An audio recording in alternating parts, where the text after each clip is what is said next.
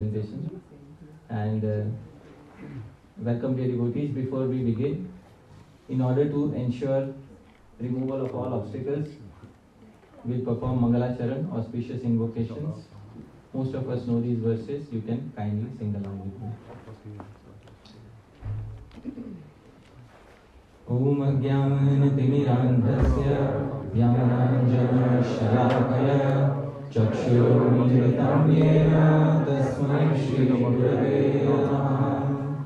Shri Chaitanya Vishtam Sthapitam yena bhutale Swayam Rupa Gadamayam Dadati Swapadantikam Vandeham Shri Guru Shri Yutapada Kamalam Shri Guru Vaishnavamsya Shri Rupam Sagrajatam Sahagana Radhunatham Vitam Tam Sajivam Sadvaitam Savadhutam Harijana Sahitam Krishna Chaitanya Devam Shri Radha Krishna Padan Sahagana Ravita Shri Vishakam Vitamsya Namo Vishnu Padaya Krishna Pristhaya Bhutale Srimate Bhakti Vedanta Swami Namine Namaste Saraswate Deve Gauravani Pracharine Nirvishesha Shunyavadi Paschatya Veshatarine Namo Mahavaranyaya Krishna Prema Pradayate Krishnaya Krishna Chaitanya Namne Gauratvishe Namaha. He Krishna Karuna Sindho Dinabandho Jagatpate Gopesha Gopika Kanta Radha Kanta Namostute Tapta Kanchana Gaurangi Radhe Vrindavaneshwari Vrishabhanusute Devi Pranamami Hari Priye Vanchakalpatarubhyascha kripa sindhubhya eva cha patitanam pavanebhyo vaishnavebhyo namo namaha. Jai Shri Krishna Chaitanya Prabhu Nityananda Shri Advaita Gadadhara Srivasadi Gaura Bhakta Vrinda. Hare Krishna Krishna Krishna Hare Hare Hare Rama, Rama Rama, Hare Hare. Prabhupada ki jai, Devotee Vaishnava Vrinda ki jai, Jai Gaur Premanande.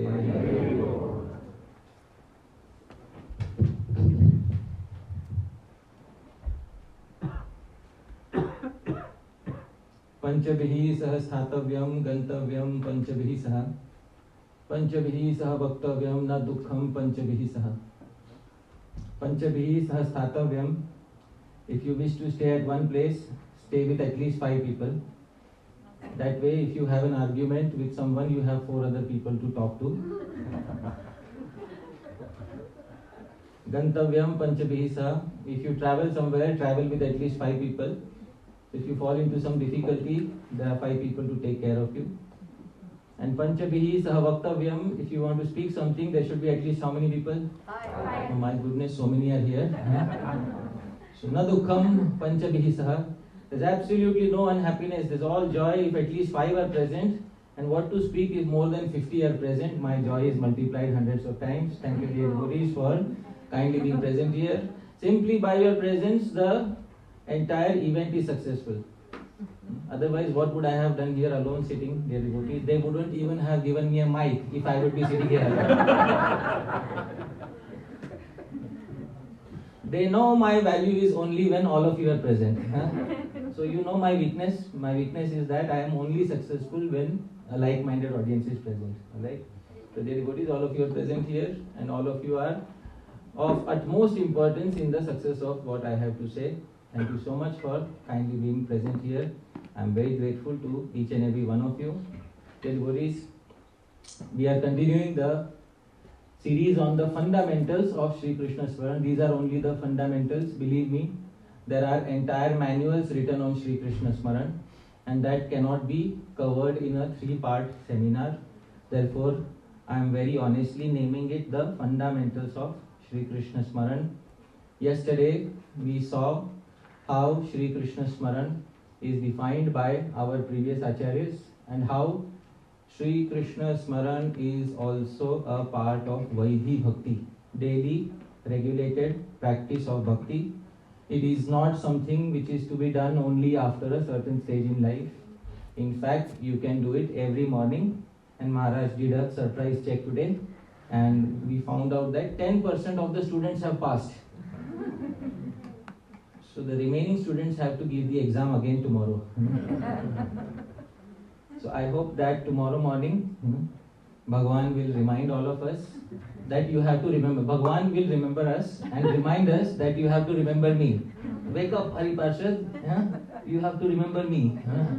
So then, dear devotees, I hope tomorrow morning when we wake up, the first thing that we will do is Krishna, Krishna, Krishna, Krishna, Krishna, Krishna, Krishna, Hare Krishna, Krishna, Krishna, Krishna, Krishna, Krishna, Krishna, Hare Krishna, Keshava, Krishna, Keshava, Krishna, Keshava, Pahi Mam, Rama, Raghava, Rama, Raghava, Rama, Raghava, Rakshama.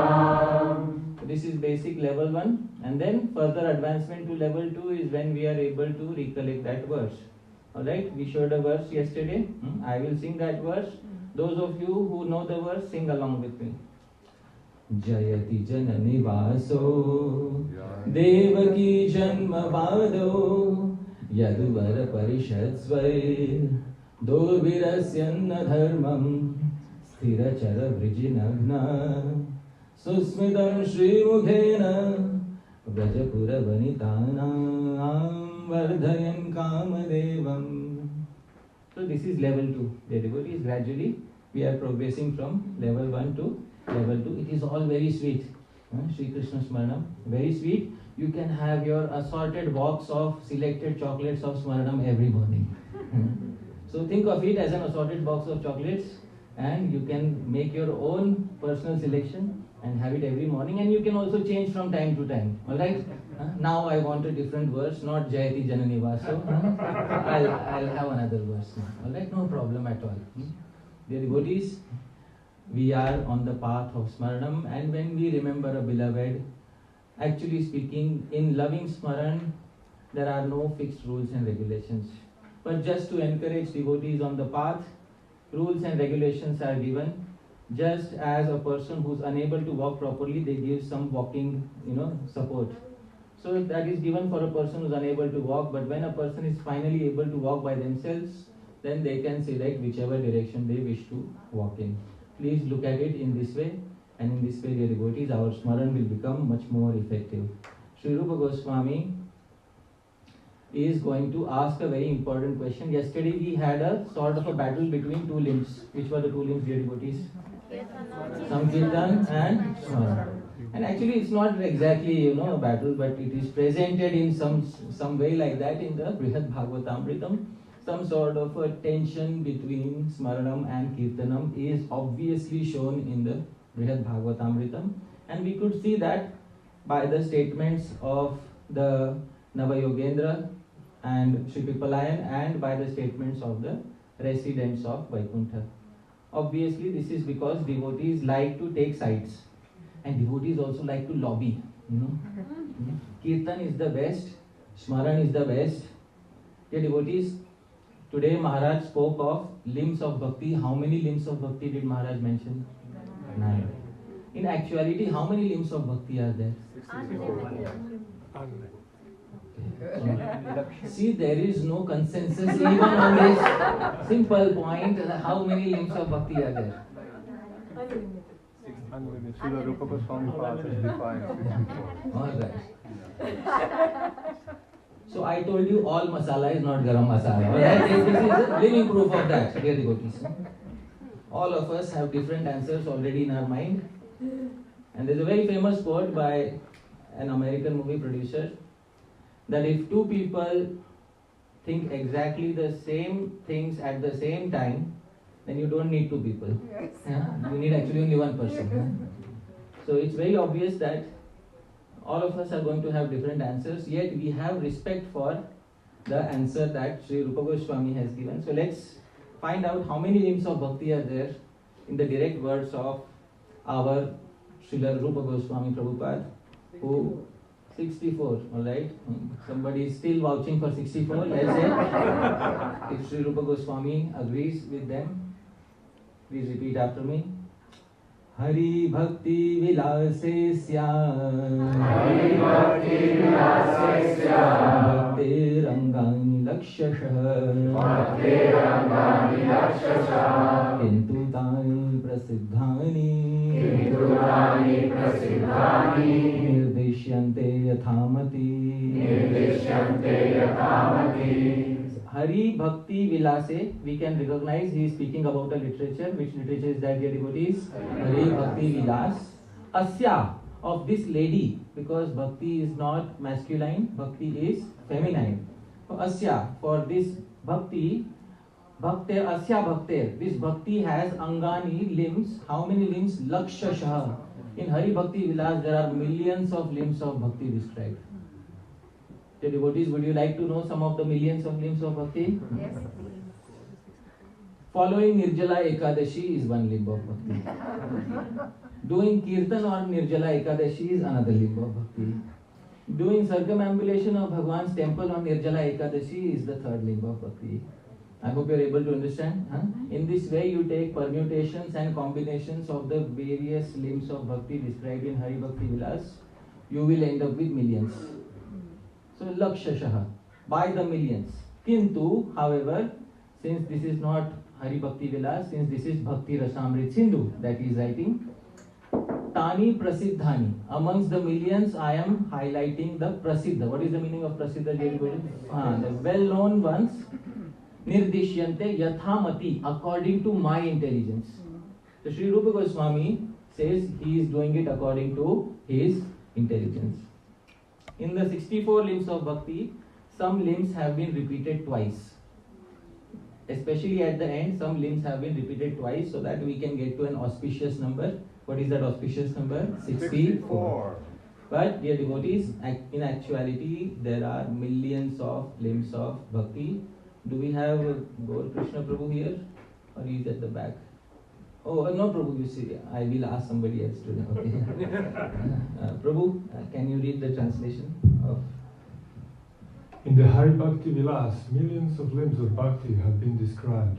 However, in this literature, Hari Bhakti Rasamrita Sindhu, only the 64 prominent ones are being described according to my intelligence. So dear devotees, you can select any of the limbs of Bhakti according to your choice, but this is not my statement, dear devotees. How do we decide which limb of Bhakti is applicable for us and which limb of Bhakti is not applicable for us? Because all of us have a favorite limb of Bhakti. Some are favorers of Kirtanam, some are favorers of Smaranam, and then what do we do about it? Dear devotees, Sri Rupa Goswami is going to give the answer so that we don't end up creating institutions around limbs of Bhakti. I hope you are able to understand that this is the limb of Bhakti that you need to perform. Otherwise, you cannot be successful. So, dear devotees, Sri Rupa Goswami therefore says, Sa Bhakti Reka Mukhyanga Shrita Naikangikathava Sa Bhakti, that lady named Bhakti, Eka Mukhyanga, she can be executed by taking shelter of Eka Anga. What is Eka Anga? One limb you can take shelter of. Or Shrita Aneka Angika Athava, or you can take shelter of multiple limbs of Bhakti. Question is, who gets to decide which limb I should select and which limb I should not select? So Sri Rupa Goswami gives an answer in the remaining half of the verse. Please repeat after me. Svavasananusarena Nishthatah siddhikrit bhave Svavasana. The devotees, Rupa Goswami says, such a bhakti executed in a dedicated manner according to Swa Vasana. Swa means one's own and Vasana means innate tendencies. So you have the freedom to execute bhakti according to your innate tendencies, but please note, we might have fixed some vows with the Guru that we will execute certain amount of japa, that we will execute certain amount of deity worship. We might have taken a vow with the Guru. After we complete our prescribed vow, then this verse is applicable for you, dear devotees. Swavasana anusarena. Then you can spend the rest of the hours of the day in any of the 64 limbs of bhakti that you desire according to your choice. There is absolutely no restriction in this regard. Sri Rupa Goswami has said, dear devotees, and whatever Sri Rupa Goswami says is applicable to all the Rupanugas. How many Rupanugas here, dear devotees? Please raise your hands. Oh wow. Please check who is not raising his hand. What is Rupanuga? Yeah, what is Rupanuga?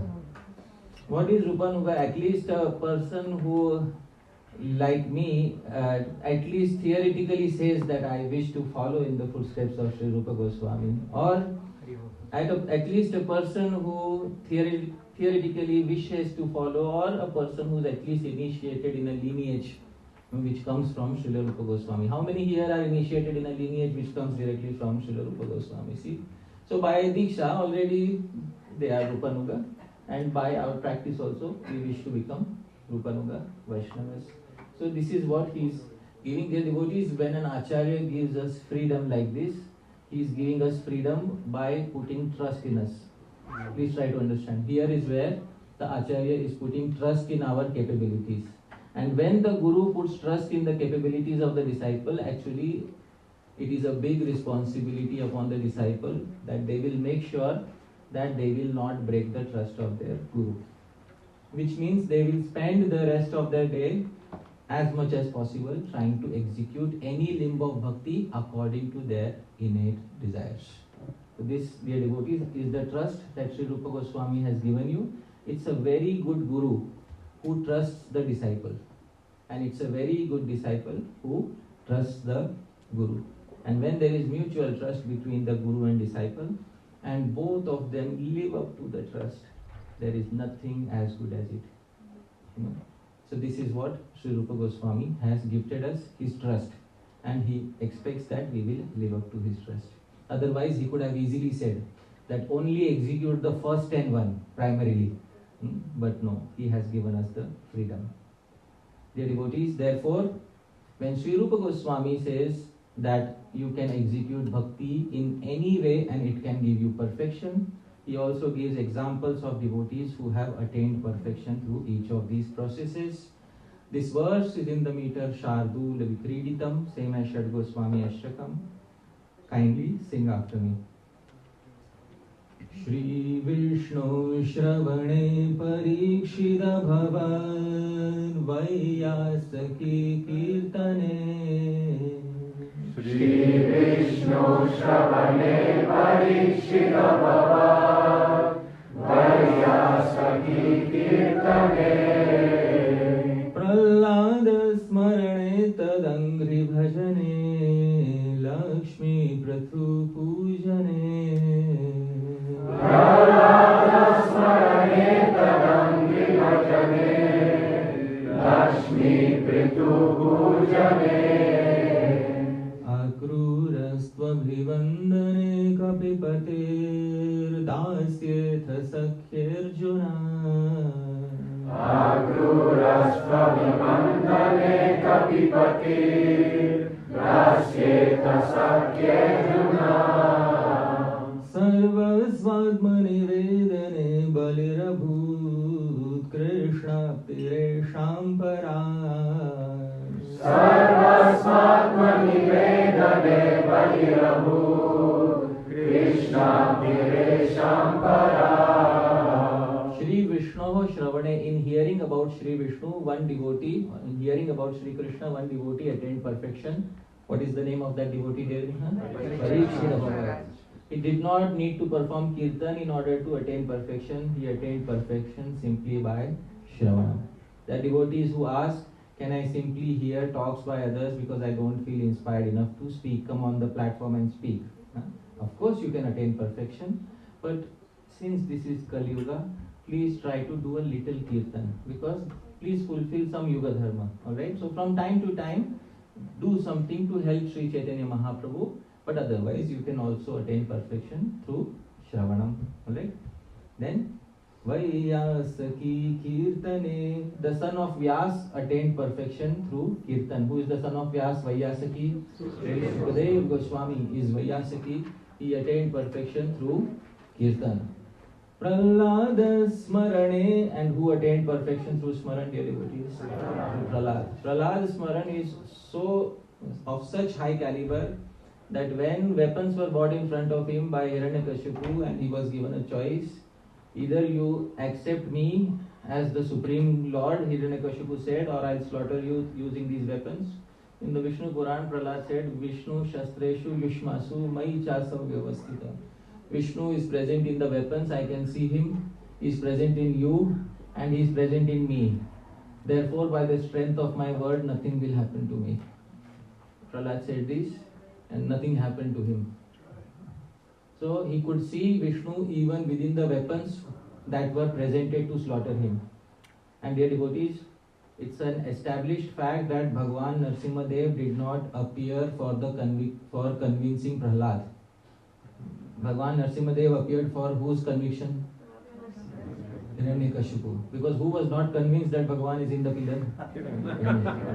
So the main reason for the appearance of Bhagwan Narasimhadev is not Prahlad Maharaj. The main reason for his appearance is Hiranyakashipu. Because if Hiranyakashipu would have agreed, yeah, he is in the pillar, that's it, he wouldn't have appeared there. The main difficulty was Hiranyakashipu did not agree, he wanted Pratyaksh Praman, live proof, and Bhagwan gave him a live proof on the spot. Therefore, in the Srimad Bhagavatam, in some places where Hiranyakashipu gives statements, you will find Shri Hiranyakashipu Rovacha. So why should Shri be added before the name of Hiranyakashipu? Because actually he is the main person responsible for the appearance of whom? And he sacrificed himself in that process. You can't imagine the greatest sacrifice ever made for making Bhagwan appear. So we have immense respect for Hiranyakashipu. Srila Bhakti Siddhanta Saraswati Thakur Prabhupada said, therefore it is written Shri Hiranyakashipu Vacha in many places in the Srimad Bhagavatam. This is the secret behind Shri Hiranyakashipu Vacha. So, dear devotees, Prahlad Smarane, it is Prahlad who is the Acharya of Smaran. Tadangri Bhajane, and Angri means feet, Bhajane means service of his lotus feet. Lakshmi, so one devotee attained perfection in serving his lotus feet, and who is that? Srimati Lakshmi. Prithu Pujane, and in Archanam, one particular individual attained perfection. On who is that? Maharaj Prithu. He offered the entire earth to Bhagwan Vishnu as a sacrifice.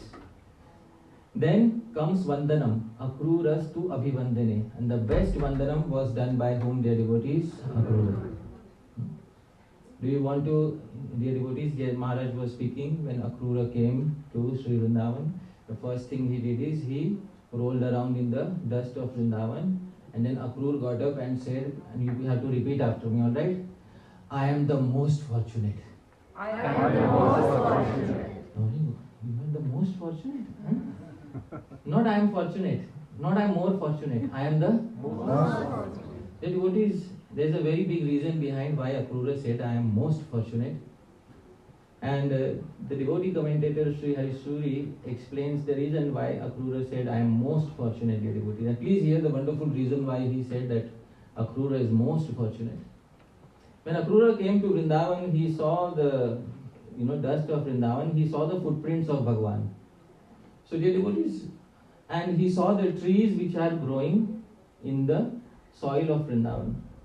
So Akrura had this in his mind, that the dust of Vrindavan has received the footprints of Bhagwan, and the trees have gotten their nourishment from the soil of Vrindavan. So the trees received the remnants of Bhagwan. Do all of you agree, dear devotees? Yes. So the trees received the remnants of Bhagwan, And the trees also received the touch of Bhagwan, and Bhagwan would casually walk through, just touch like this. So the trees received the casual touch of Bhagwan. So the trees are fortunate. I hope all of you agree. What are the trees? Fortunate.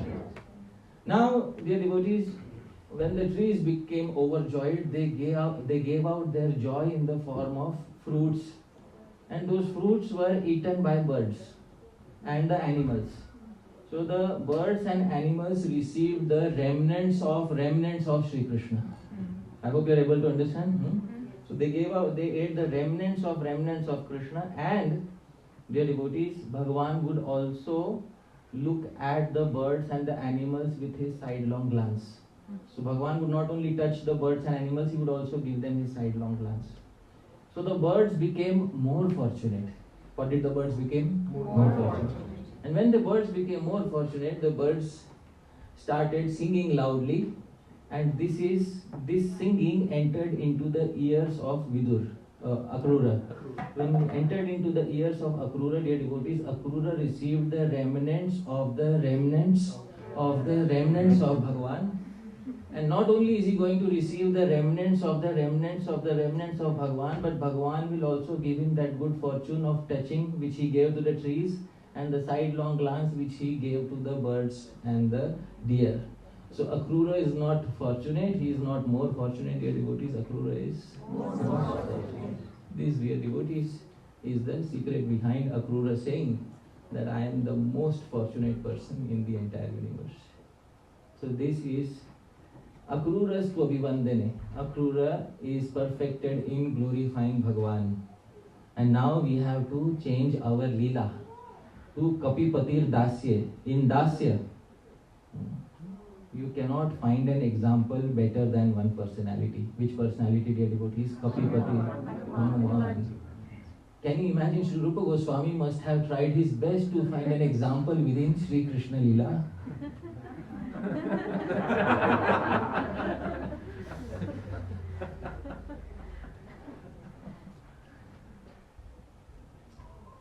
Krishna is Sevya Bhagavan. He is the Lord amongst those who enjoy. And Hanuman is the Lord amongst those who serve. He is the Sevak Bhagavan, dear devotees. There is nobody who can beat his service to Bhagavan. Kapipatir Dasya.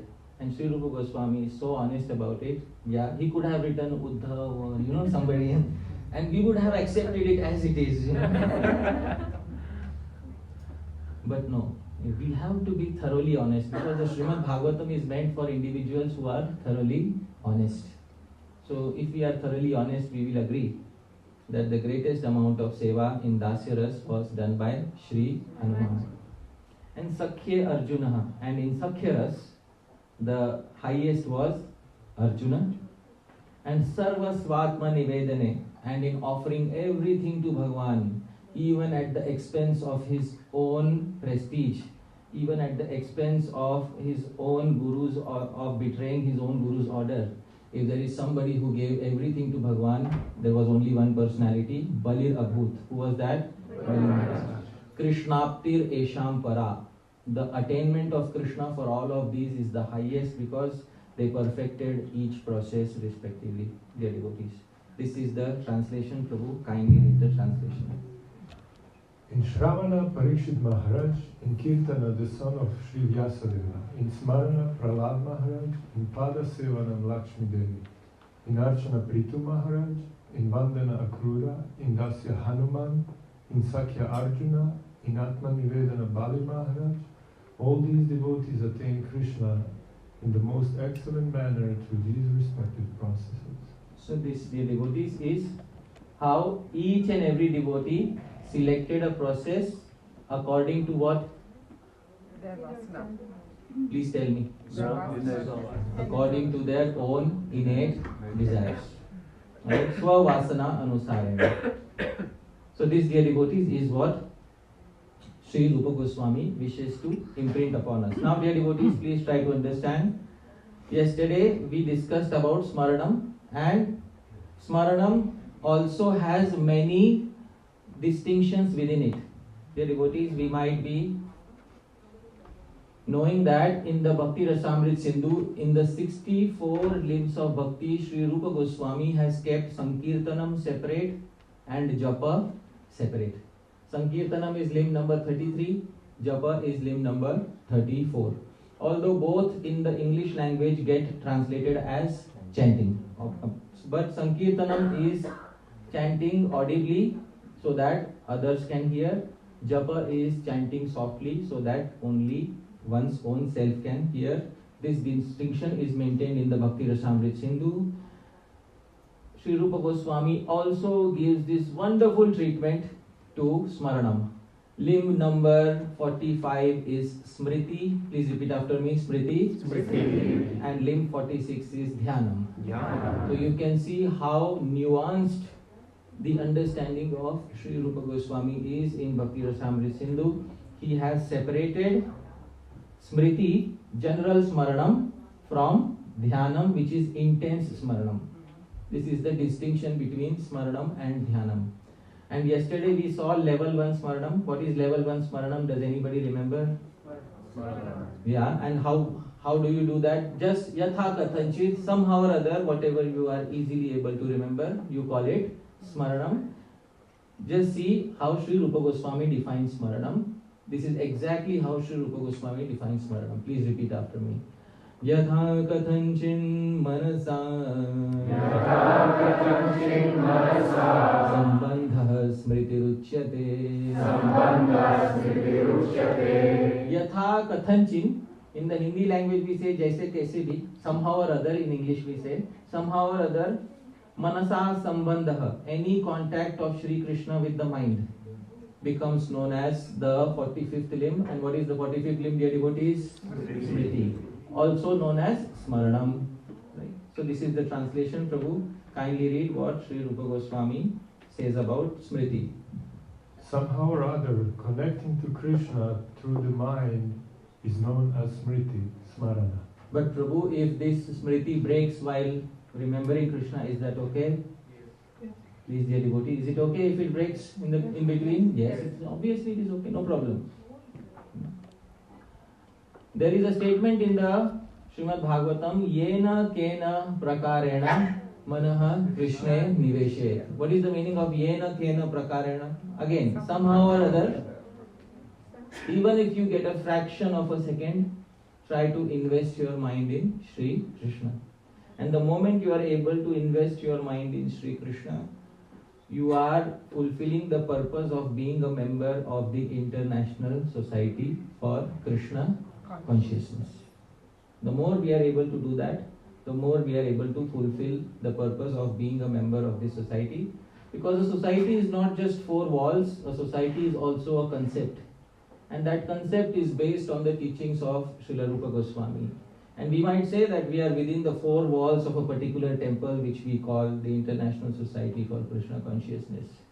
But is that the only restriction of this, or does the society end there, or should the society also extend outside? Please tell me. It extends outside in our day-to-day life. Because Krishna consciousness is, it is supposed to be practiced also within our daily personal lives. And therefore, Smriti, limb number 45 is very important. Dear devotees, therefore Sri Rupa Goswami also defines limb number 46. What was the 46th limb? Dhyana. What is dhyan? Please repeat after me. Dhyanam Rupa Guna Krida. Dhyanam Rupa Guna Krida. Seva Dehe Sushtu Chintanam. Seva Dehe Sushtu Chintanam. Sushtu Chintanam, thorough contemplation. And here he doesn't follow the sequence, Nam, Roop, Gun, Lila. He could have done that. But Sri Rupa Goswami breaks the sequence here and he says, Rupa, Guna, Krida, Seva, Adi. Adi means etc. Etc. includes associates, abode, so many things. Sushtu Chintanam, when you have natural inclination to meditate deeply on these, then you are performing the 45th limb of Bhakti. And what is that, dear devotees? Dhyana. Prabhu, kindly read the translation. Thorough contemplation upon the form, qualities, pastimes, service, etc. of Krishna is known as Dhyana, meditation. Alright. So, Rupa Dhyanam, Guna Dhyanam, Krida Dhyanam, Seva Dhyanam. You also meditate on a particular seva that you are performing for Sri Krishna. Haven't we heard examples in the Chaitanya Charitamrita of devotees who were performing seva mentally? Can we give some examples from the Chaitanya Charitamrita of devotees who were performing Manasi seva? Yeah, Sri Narasimha Brahmachari and Sri Madhavendra Puri, yes. He was performing so much Manasik seva. So, especially after initiation, when the Guru has initiated us, then we should inquire from the Guru that, dear Guru Maharaj, is it possible for me to engage in this limb of bhakti? Can I engage in Smaranam and Dhyan of Bhagwan's form, qualities, pastimes, etc.? So according to our adhikar, our Gurujanas will tell us, yes, you are eligible to do this, or no, wait for some time. And when the Guru says wait for some time, the disciple should go back exactly in that time and ask again. Alright? You have to ask again and again. You can't say that, oh, Maharaj said, wait, and I'll wait till the end of my life. No. You have to ask again and again. Srila Gaur Kishore Das Babaji Maharaj, when Srila Bhakti Siddhanta Saraswati Thakur Prabhupada went to him, can I become your disciple? Oh, Pandit ji, no. Siddhanta Saraswati, oh, no.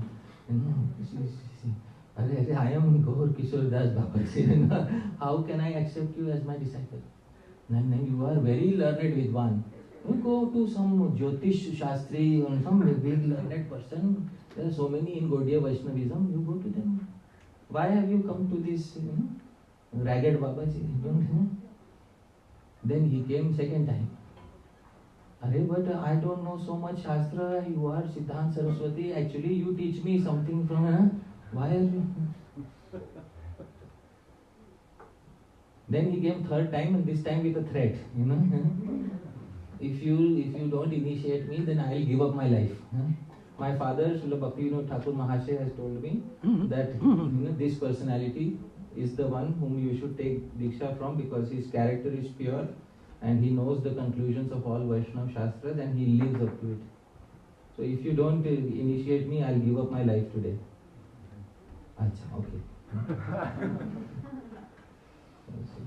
Varshabhanavi Devi Daita Das, the big name was given.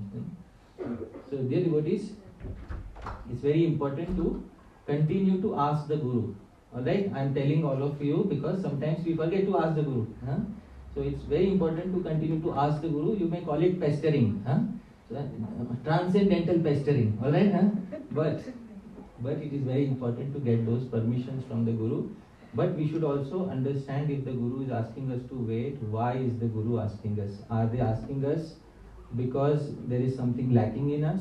And if there is something lacking in us, we should first make up to that, and then we should again ask Shri Guru, please kindly can you give me permission that I can engage in these limbs of bhakti. Alright, dear devotees? Now, but there is a big question.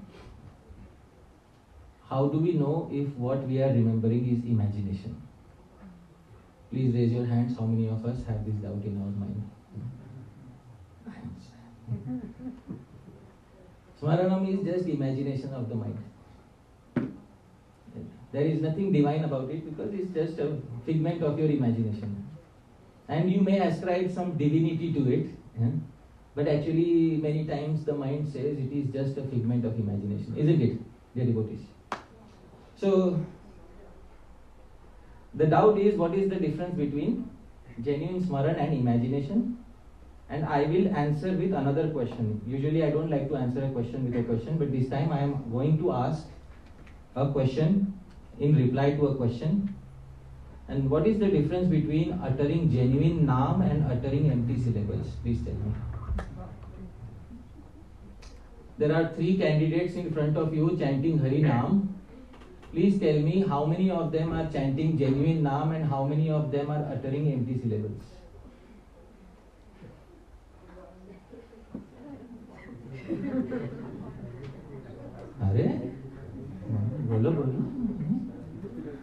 Difficult to say, my goodness.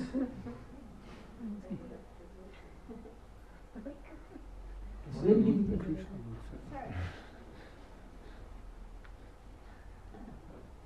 So, dear devotees, such questions are, you cannot ask these questions to others and you can't give a certificate to others whether the Smaranam you are doing is imagination or not. Just as you cannot give a certificate to others that the Naam you are chanting is just empty syllables or genuine Naam. Please tell me, is Krishna Naam a spiritual entity or a material entity? Spiritual. Similarly, is Krishna Smaran a spiritual entity or a material entity? Spiritual entity. And how can we measure a spiritual entity by our external senses, whether it is genuine or not? You can only measure someone's Smaran when you actually enter into their Smaran and try to see what they are seeing. Otherwise, you cannot actually measure anyone's Smaran. Just as you cannot measure anyone's quality of Naam. Dear devotees, therefore, please tell me, this is a wonderful painting of a very beautiful deity. Who recognizes the deity? Shri Radha Govindji. Dear devotees, is this, does this painting represent Shri Krishna? Yes. Does this painting represent Shri Krishna? Yes. And now we have ISKCON Mayapur. Does this painting represent Krishna? Yes. Which one of this is a painting and which is imagination? Tell me. Do all of them look the same or look different? And which one of them is real and which one of them is an imagination? All three are real. All the three are real. They're all real. The artist must have created by putting something from his mind into reality. That's how paintings and deities are made, isn't it? Yeah. So please tell me, dear devotees, amongst these three, which one is imagination and which one really represents Krishna? They all represent. They all represent. Oh wow, it seems that the audience is answering itself. And actually these are photographs, these are not paintings. Yeah. So please tell me, does this photograph represent Krishna? Yes. The middle one? Yes. And the right side one? Yes. Does this painting represent Shri Krishna? Yes. If I take a photograph of this painting, will it represent Krishna? Yes. If I take a photograph of that photograph, will it represent Krishna? Yes. And so what is the problem, dear devotees? Why don't we let each other live in peace? Huh?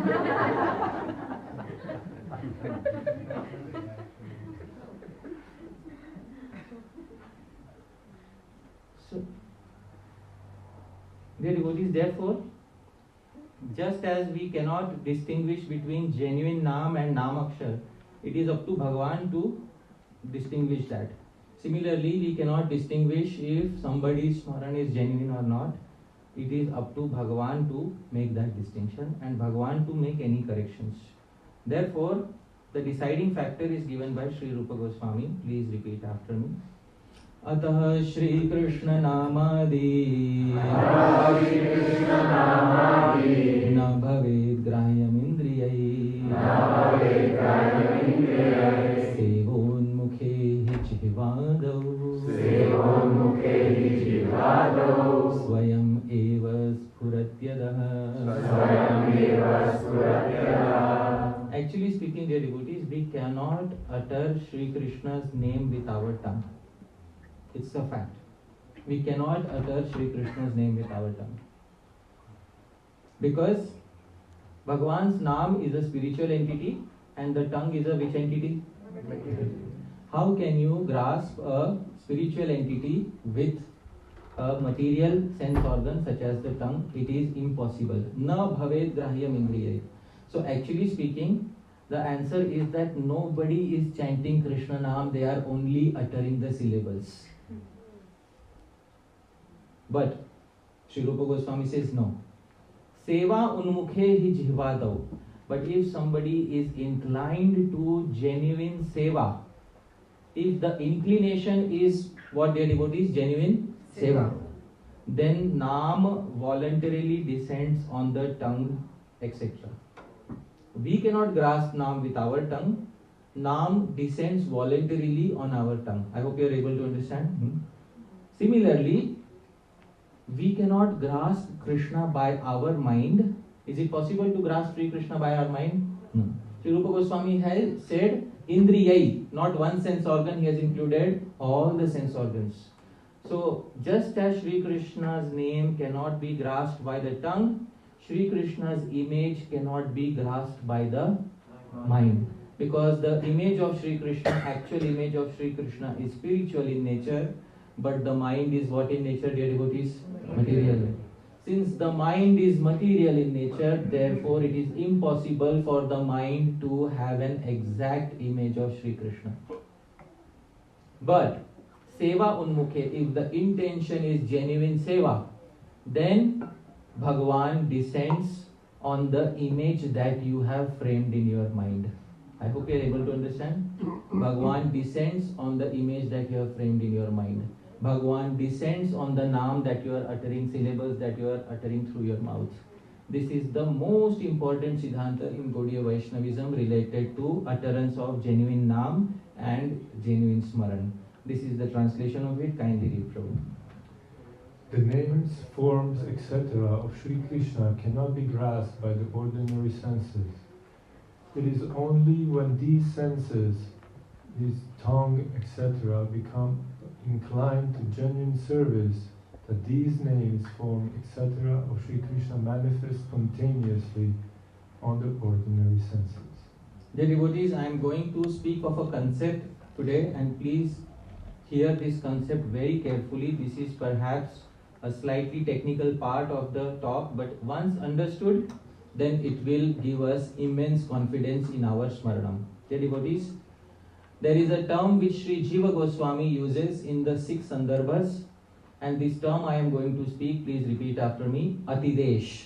Atidesh. What is Atidesh? Atidesh is when the qualities of a particular entity are completely transferred to another entity. In grammar, in Sanskrit grammar, this principle is called Atidesh. For example, if somebody asks me, if somebody asks me what prasadam should I give to our Guru Hari Prabhu, then somebody may tell me, well, give him 2 slices of pizza and 1 lasagna and 1 cup of juice. Alright. And what should I give Brajnath Prabhu? The same that you give to Guru Hari Prabhu. I hope you are able to understand. So whatever he has, that the Atidesh of that has been given to Brajnath Prabhu. I hope you are able to understand. This principle in Sanskrit is called as what? Atidesh. This is Atidesh. So all the qualities of one entity are transferred completely to another entity. So the deity in the temple, if you look from a purely atheistic rational point of view, the deity in the temple is made out of what? Stone, metal, wood. But when the installation ceremony, Pran Pratishtha, is performed, at that point of time the pujari utters mantras and a pure devotee of Bhagavan is invited, so that when they say that, when their bhavana, when their feelings are invested in the murti, so dear devotees, and not only in the murti, the entire temple becomes an atidesh of the spiritual world. I hope you are able to understand. So all qualities of the spiritual abode are transferred to the material abode, which is known as the temple. So we treat this temple as non-different from Goloka or Vaikuntha. So dear devotees, if the entire spiritual world has been transferred by principle, which principle, dear devotees? Atidesh. Very good. Please never forget this term. By the principle of Atidesh, if the entire spiritual world has been transferred into the temple, then who is the center of the spiritual world there, dear devotees, in Goloka? And that Krishna's Atidesh here is in which entity? Bhagwan Shri Radha Madan Mohan. Therefore, when we look at Shri Krishna, we consider this Shri Krishna to be non-different from that Shri Krishna in the spiritual world. By which principle, dear devotees? Acha. I hope everybody understood. Now, deities are of 8 types. Who remembers what are the 8 types of deities? Shaili, Darumai, Lauhi. One is made out of stone, one is made out of wood, one is made out of metal, one is made out of sand, and one is made out of the Arey, my goodness, one of the deities is made out of the mind. I hope you are able to understand. I hope you can see where I am getting with this. Alright? Yes. So if one of the 8 types of deities is framed in the mind, but do you need to perform pran pratishtha of the deity which is there in the mind? Not always, dear devotees, but once you select a particular form of Bhagwan as your Ishta Devata, you invite them within your heart to stay there forever. And you sing for that purpose. Mama mana mandire rahanishi dine Krishna Murari Shri Krishna Murari Premanjana Churita Bhakti Vilochanena Santa Sadaiva Hridayeshu Vilokayanti. The saintly souls always see Bhagwan within the heart. So an Atidesh of Bhagwan enters within the image that you have created within the heart. Does the deity in the temple need to be an exact replica of Shri Krishna in the spiritual world? Is Shri Krishna in the spiritual world of the same height that Shri Radha Madan Mohan here is? So if you can perform Atidesh of Shri Krishna in Shri Radha Madan Mohan, why can't you perform Atidesh of Shri Krishna in the deity within your mind? I hope you are able to understand. It's such a simple principle. It's such a simple principle. And people perform this even in material life, dear devotees. I'll tell you, people perform this even in material life. In the world outside, there may be a person who may be very attached to his cat, a pet. And then the cat dies and then they have a picture of that cat and they treat that picture exactly as if they would be, treating their cat. Which principle is being applicable here, dear devotees? What is the Sanskrit name? Atidesh. If people can do it in the material world, what is stopping all of you devotees? Isn't it so obvious? People in the material world are better deity worshippers than some of us, isn't it? So please never forget this principle of Atidesh. And this principle will help clear all the doubts that we have regarding deity worship and how to look at the deity. If you have to summarize in one sentence, how do we look at the deity? And why Chaitanya Mahaprabhu said that the deity is not different from Sri Shyam Sundar?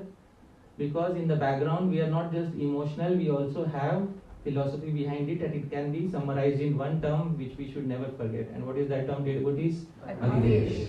And the meaning of Atidesh is complete transfer of all characteristics from one entity to another. And the original entity doesn't lose those characteristics, alright? Because in the Ishopanishad it is said that Purnasya Purnam Adaya Purnam Eva Avashishyate.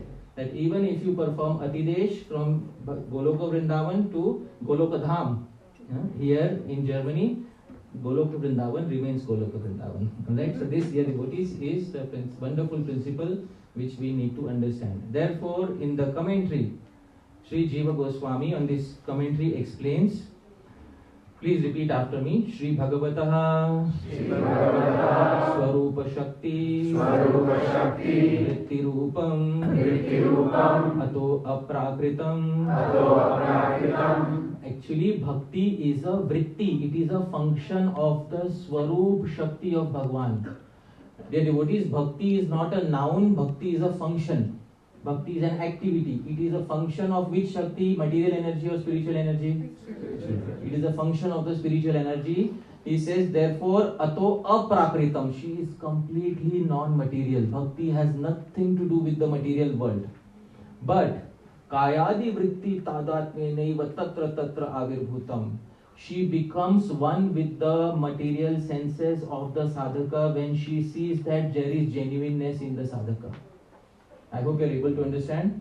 She becomes one with the senses of the sadhaka when she sees that there is genuineness in the sadhaka. So when we are uttering Krishna Nam, if we are genuine, Bhakti Devi is a function, she will become one with the function of uttering Krishna Nam, and because she becomes one with the function of uttering Krishna Nam, therefore our utterance becomes genuine. Not otherwise. It is not by our effort that we can make it genuine. Yesterday, I was showing that answer to the question where Jai Jagannath Prabhu was asking, and I showed the commentary of Sri Mukunda Goswami. It is not by one's own effort that this happens. It happens only when Bhakti Devi decides, I will descend on the senses of this particular person. And when she descends, it is genuine.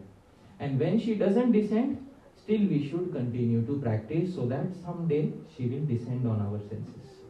I hope it is clear to all of you. This is a very important part. Kindly read, Prabhu, the commentary of Sri Jiva Goswami on Anyavilashita Shunyam. Bhakti is a function of the Swarupa Shakti, internal potency of the Lord. Thus she is completely non-material. Yet, one should know that she becomes non-different from the functions of the body, mind, etc. In this way, transcendental Bhakti descends on those respective mundane senses. So this is how the mundane senses are able to capture Shri Krishna. This is the only way in which the mundane senses will be able to capture Shri Krishna. This is from the Siddhantic point of view. Let me also tell you one thing. Srila Bhakti Siddhanta Saraswati Thakur Prabhupada said in this commentary to Brahma Samhita that the color blue of the material world is not the color of Shri Krishna. You can see this in the Brahma Samhita commentary of Srila Bhakti Siddhanta Saraswati Thakur. The color of Shri Krishna cannot be put on a red, green, blue RGB palette in the material world, and you cannot, have that exact color on the palette of the material world. So, dear devotees, is it possible to perceive Shri Krishna through the material senses? No, because his color is not on the material color palette. But it is possible that Bhagavan may decide to become one with the image you have created using a material color palette of the material world. Through which principle? Alright? So this is very important to understand. Deities made in the material world have immense importance because of the principle of Atidesh. Smaran performed in the mind has immense importance because of the principle of Atidesh. And don't get confused when some acharyas say he is of the color of a blue sapphire, and somebody else says he is of the color of a dark rain cloud, and somebody else says he is of the color of a dark stone, which tests gold testing stone. Different acharyas will give you different smaranam. Now you have to ask them which one is real and which is imagination. So these are alankar. Yeah, alankar, but like ornamental. What we can express through our language, we can only do that. So Prabhu is saying our language, our words is only able to express him in approximate terms because we can't give at that exact color of Sri Krishna. I mean, sometimes I used to think a dark rain cloud I have seen, and I have seen a blue sapphire, and those two don't look exactly. There's a big difference between a dark rain cloud and a blue sapphire. When I read the term Ujjwal Neel Mani, it's like Ujjwal Neel Mani. So I asked a devotee friend, what is the color of Krishna? So my devotee friend told me, because he was from Europe, he told me, in Europe there is a color, the blue color of electric trance. I said, I have never seen that. So he on the computer he showed me, this is the blue color of electric trance. I said, I'm 100% sure this is not the color of Krishna.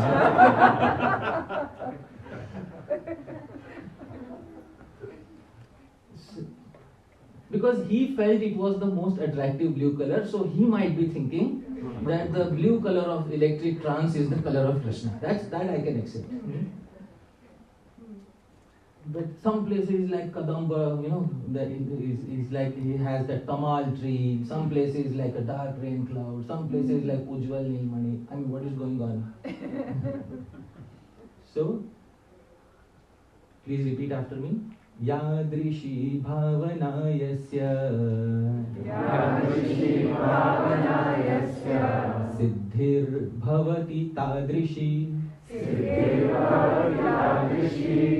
So, according to the bhavana, according to the Smaran that a devotee has, Bhagwan becomes atidishta. Bhagwan agrees to descend on that particular image within their mind. Although, after liberation, after they have become free from the material world, Krishna shows them their actual form, which can only be perceived with the spiritual eye. It cannot be perceived with the material eye. But for the time being, Atidesh works. So I hope all of you are happy that Atidesh works for the time being and Krishna can descend within the heart. Dear devotees, therefore the answer is genuine Smaran is achieved by having a genuine attitude to render seva to Bhagwan and his associates through the via medium of the mind. That is, it is one's personal attitude which decides it, and you cannot give a certificate of genuine Smaran to anybody, just as you cannot give a certificate of genuine Harinam to anyone. Has anyone heard of a certificate? This person is chanting genuine Harinam. Can we give any such certificate in the institution? We can, But the certificate has no value. how much you have to pay for that? Yeah. 1 crore rupees. Give me $1 million, I'll give you a certificate. Meet me after the lectures. It's official. Yeah. Stamp is there. So dear devotees, therefore, our acharyas have encouraged Smaran, whether we are on the path of Vaidhi Bhakti or we are on the path of Raganuga Bhakti. I told you, I will not speak without support from Srila Prabhupada. So here comes support from Srila Prabhupada. Srila Prabhupada says something, Prabhu. Please read what Srila Prabhupada has to say. According to different relationships with the Supreme Personality of Godhead, there are varieties of Namanukirtanam, chanting of the holy name. And thus, according to different relationships and levels, there are 5 kinds of remembering.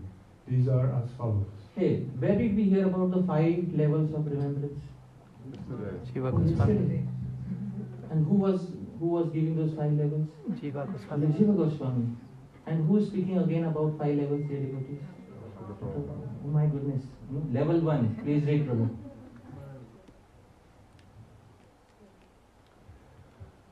A. Conducting research into the worship of a particular form of the Lord. So in level 1, you're just researching which are the various forms. You are casually remembering all of them. You are gathering information. You are on level 1, dear devotees. What is the name of level 1? Smarana. Now comes level 2. Concentrating the mind on the subject and withdrawing the mind's activities of thinking, feeling and willing from all other subjects. This, dear devotees, is level 2. Anybody remembers what is the name of level 2? Dharana. Dharana. Dear devotees, please repeat. Dharana. Dharana. Level 3, dear devotees, will be Dhyana. Please see what Srila Prabhupada says about it. Concentrating upon a particular form of the Lord. This is called meditation. Now you become very specific. This is concentrating on a specific form of the Lord. This is, what is the technical name, dear devotees? Dhyana. Always remember the technical names. First is Smaran, second is Dharana, third is Dhyana. Okay, level 4, please. Concentrating one's mind continuously on the form of the Lord. This is called Dhruvanu Smriti, or perfect meditation. So it starts coming back to you and you call it Dhruvanu Smriti. And who remembers what was level 5, dear devotees? Samadhi. Srila Prabhupada says, Awakening a liking for concentration upon a particular form. This is called Samadhi or trance. and I have not picked this selectively, I have not cherry picked this. This is from one single purport. Please read the purport. This is from 7th canto of Srimad Bhagavatam. Please read. Mental concentration upon particular pastimes of the Lord in particular circumstances is also called remembrance. Therefore, samadhi, trance, can be possible in 5 different ways in terms of one's relationship. This is given directly by Srila Prabhupada in the purport to the 7th canto, chapter 5, verse number 23 of Srimad Bhagavatam. you have the same sequence that Sri Jiva Goswami gave in the Bhakti Sandarbha, given by Srila Prabhupada. The reason why I had put this slide on the first day, I said I had faced some challenges when I presented this originally, and one of the challenge was, where did Srila Prabhupada give such a methodology? Here is where he has given it, and nobody can deny it. And as Maharaj said in the morning, sometimes we selectively read Prabhupada's books and forget some portions of Srila Prabhupada's book. So here is that portion which some of us might have forgotten. Here are the 5 levels from Sri Jiva Goswami that are coming directly from Srila Prabhupada. Also in Upadeshamritam. Yeah, but in Upadeshamritam it is on Dasha, Smaran Dasha, Varan Dasha. But in that Smaran Dasha he describes all these 5. Yeah?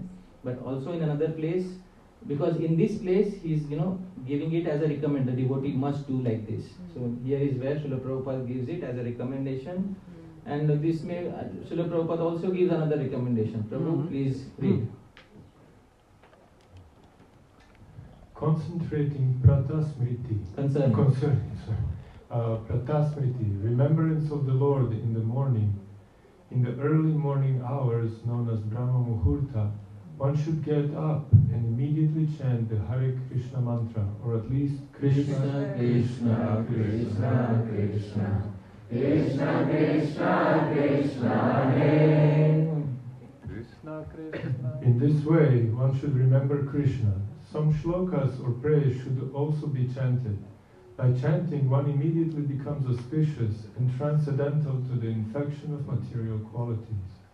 Actually, one has to chant and remember Lord Krishna 24 hours daily, or as much as possible. 24 hours daily or as much, because he has read Srila Vishwanath Chakravarti Thakur, because 24 hours means as much as possible every day. Even half a syllable in the purports is not meaningless. I am telling you one thing, even half a syllable in the purports is not meaningless. But it requires you to have that perfect application at that perfect place. There is a Sanskrit verse, Amantram aksharam nasti, nasti aushadam amulakam, ayogyaha purusha nasti, yojakas tatra durlabha. There is no syllable which cannot become a mantra. There is no plant which cannot become an Ayurvedic medicine. And there is nothing which remains useless if the proper person finds the proper application. So it's very important to understand that not even half a syllable is meaningless in the purports. I will pick out sometimes something which will, 24 hours a day, he could have finished there, but he doesn't finish there. What does he say after that? Or as much as possible. It's very important, because here he follows exactly in the line with which Acharya devotees, Srila Vishwanath Chakravarti Thakur. And thus we have everything given by Srila Prabhupada. Why have any doubts in your mind? You have the full force of the Guru Parampara coming to you through the Vaya medium, but we only appreciate the message when we also look at the original, dear devotees. Then we come to know what is the importance of the message that Srila Prabhupada has given to us. Therefore, dear devotees, Smaranam is for all stages of life. Srila Jiva Goswami says Smaranam works where other processes may not work. I told you I am a supporter of Vishlimba Bhakti. How many are with me? Please raise your hands. I am converting people to my Smaranam in all stages of life. Sri Jiva Goswami says, please repeat after me. Garbhe. In the womb, dear devotees, when you are upside down, the Srimad Bhagavatam describes in the 3rd canto that the living entity, when unable to perform Karma Yoga, when unable to perform Jnana Yoga, and unable to perform Ashtanga Yoga, dear devotees, is able to perform one limb of Bhakti, Smaranam. And the living entity in the womb remembers, oh my dear Bhagavan, again I am recycled in the material world. Last time I swear I had promised, I'll perfect it last time. But the circumstances last time were so bad. Bhagavan. My marriage, really, I suffered in my marriage last time, Bhagavan. So last time I couldn't make it to Krishna Prem. Bhagavan, this time please promise me you will give me a good spouse. Please, Bhagavan.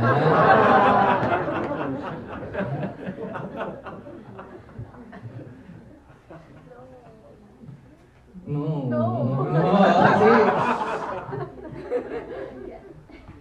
Bhagavan, this time don't give me any spouse.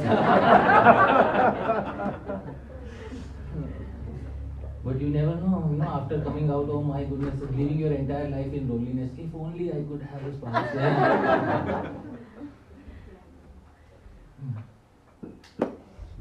Give me some. So, Garbha in the womb. In the womb, dear devotees, one limb of bhakti is easily possible. Which limb, dear devotees? Smaran. Example of this, dear devotees, he says, Shri Narada Karita, Shri Prahladasya. Shri Narad Muni gave Smaranam to whom in the womb? Shri Prahlad. Next, please repeat after me. Balye. In childhood, it is very easily possible to remember Bhagavan. And this is possible in the case of Dhruva Maharaj, who in his childhood performed intense meditation upon Bhagavan and attained Bhagavan in a matter of a few months. So even in childhood it is possible to remember Bhagavan, dear devotees. Next stage, please repeat. Yauvane. In youth it is possible to remember Bhagavan. Example of this is given as Ambarish Maharaj. Ambarish Maharaj, although in his full youth, he was still remembering Bhagavan. It is very difficult to remember Bhagavan in the youth. It may be easier in childhood, but very difficult in youth, because youth means you are attracted to the opposite gender and your heart is always filled with those thoughts, devotees. When will she become mine? When will she look at me? And all those things. And it is good. It is part of growing up. Dear devotees, it is part of growing up to experience that first attraction, but it is possible also to remember Bhagavan in that same youth, Yauvane. Please repeat after me. Vardhakye. In old age it is possible to remember Bhagavan. Example of that is Dhritarashtra. After his 100 sons were killed, he was still staying within the palace of Yudhishthir and Bhim. And Vidur was annoyed at him, and he came to Dhritarashtra and said, you are living like a dog on the bread thrown by Bhim, the killer of your 100 sons. If you have any amount of self-respect remaining, get out of here and go to the forest and perfect your life. So he went along with Gandhari and they perfected their life by remembrance of Bhagavan. In which age, dear devotees? Old age. Vardhakya. Next, dear devotees, please repeat. Marane. In the moment of death, we have Ajamil, etc. Remembrance of Bhagavan at the moment of death in the case of Ajamil. Dear devotees, it should end here, but it doesn't end here. Please repeat after me. Maranantare. It is also possible to remember Bhagavan after death. Alright? So everything doesn't end at death. It is also possible to remember. Shri Jiva Goswami gives the example of Maharaj Chitraketu. Maharaj Chitraketu, who had remembered Bhagavan in his lifetime, but somehow because of his material desires, his life couldn't be perfected. He went to the heavenly planets and he, with the Gandharva ladies, with his two arms around two Gandharva ladies, he was singing. Krishna, Krishna, Krishna, Krishna, Krishna, Krishna, Krishna, Hare. And so you may say, this is a sahajiya.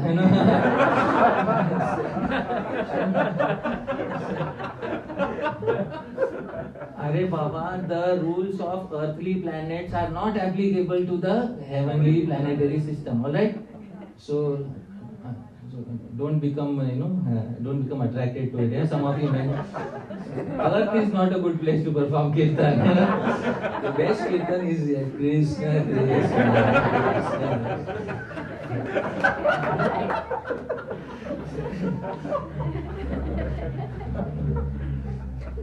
What about between youth and old age? Between youth and old age is included in the extremes are there.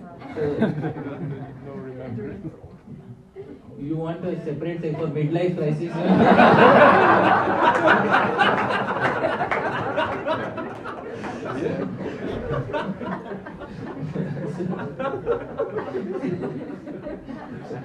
Midlife crisis didn't exist during Shri Jiva Goswami's time. His categorization was simple. So Maranantare example is given of Maharaj Chitraketu. In the heavenly planets, where there are 4 regulative principles are not so strict, dear devotees, still he was chanting Bhagavan's name and remembering Bhagavan. He could have continued to do that for thousands of years, but Bhagavan wanted to speeden up the process, so he accidentally ended up cracking jokes with Bhagavan Shiva, and that speeded up his process of returning back home, back to Godhead, dear devotees. So the rest is history. We know what happened after that. Right? And then, dear devotees, please repeat. Yonyantare. Any other species of life, it is possible, because you might see sometimes some animals come in front of the temple, sometimes some birds, animals.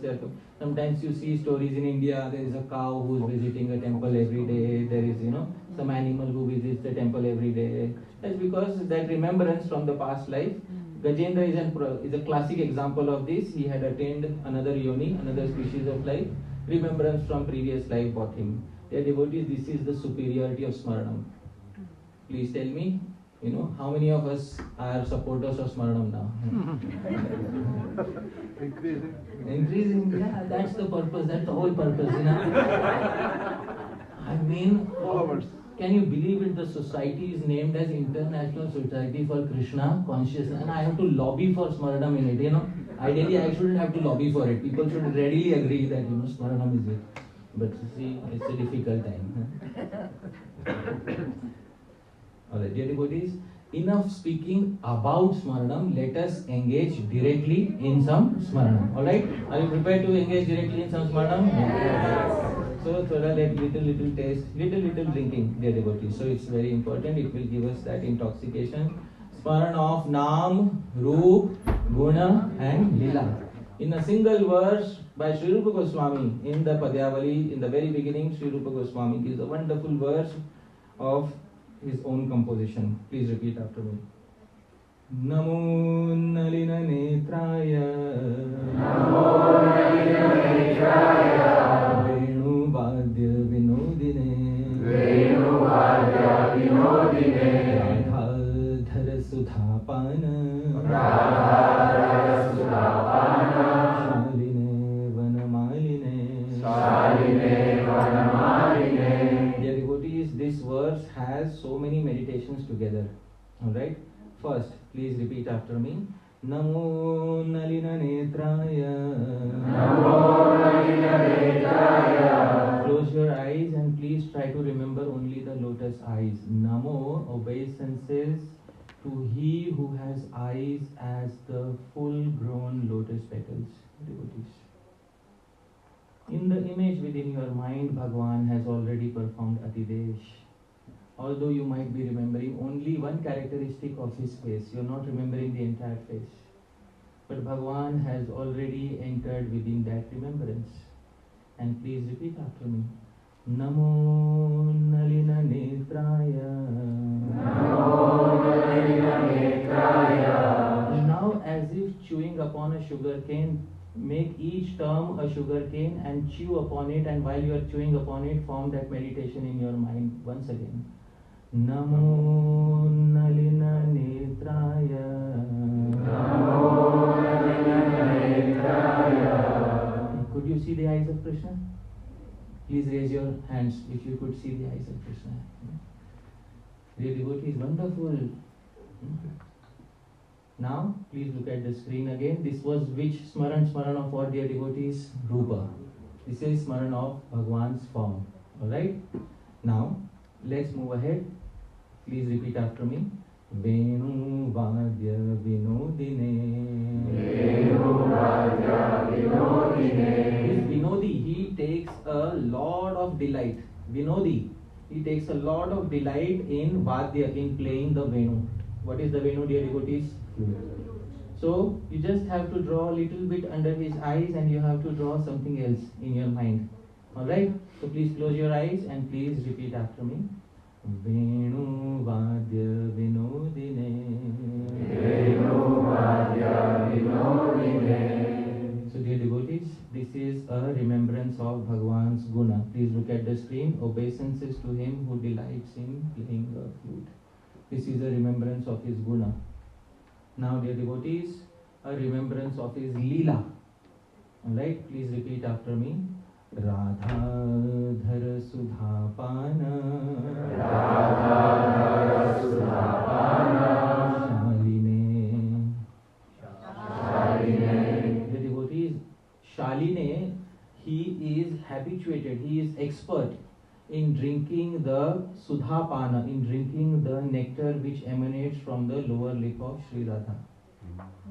Dear devotees, this is our Bhagavan Shri Krishna. Please repeat after me. Radha Dhara Sudhapana, Shaline. This is a remembrance of his Lila, and then remembrance of his Naam, Vanamaline. What is his name, dear devotees? Vanamaline. There is a liberal garland hanging from his neck, dear devotees, and that garland liberally swings around him as he walks around. This is our Bhagavan Sri Krishna's remembrance. Prabhu, kindly read the translation. Obeisances to the lotus-eyed one, Rupa. Obeisances to him who delights in playing the flute, Guna. Obeisances to him who is an expert in drinking the lower lip nectar of Sri Radha, Lila. Obeisances unto Sri Vanamali.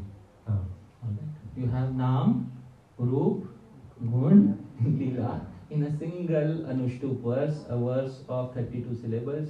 Sri Rupa Goswami's expertise is that he was able to give you a complete Smaranam in the very second verse of Sri Padyavali. How many are with you now? How many are with you now? Oh, I have a few in my box. Dear devotees, if you want to perform more Smaran, then please say Haribol.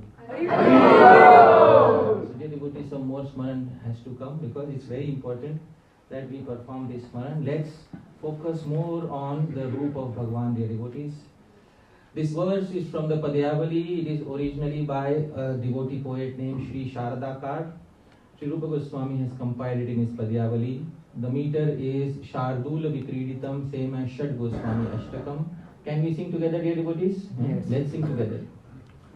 Pullendi Varakanti Nindu Vadanam Bharhavatam Sapriyam Shri Vatsankamudara Kostubhadaram Pitambaram Sundaram Gopinam Nayanotpalachidatanum Gopasanghavritam Govindam Kalavenu Vadanaparam Divyangabhusham Bhaje.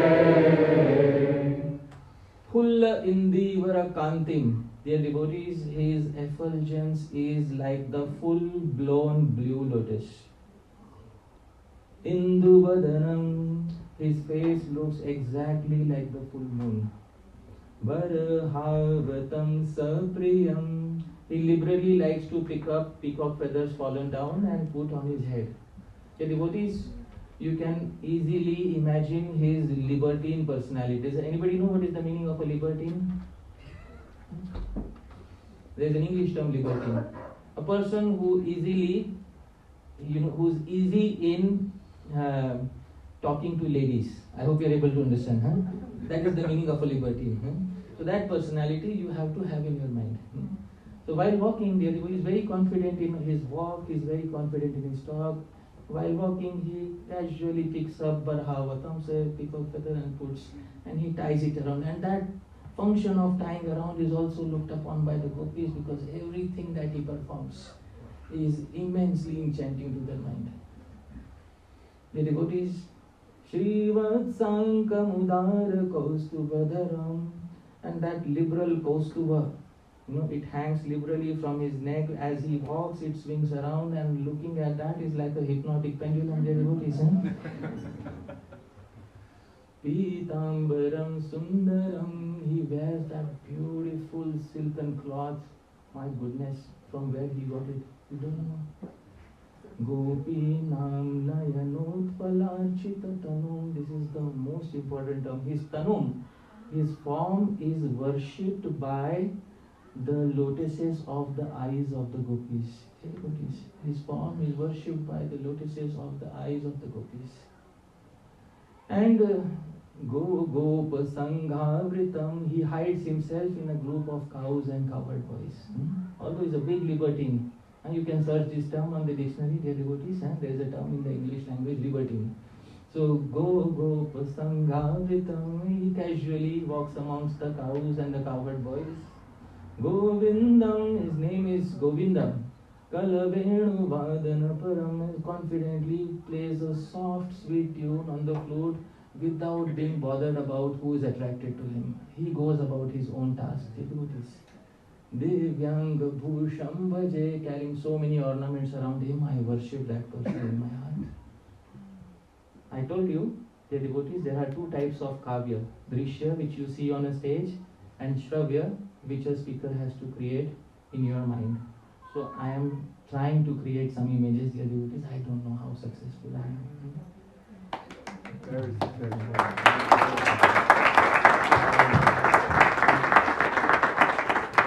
This is the translation for me.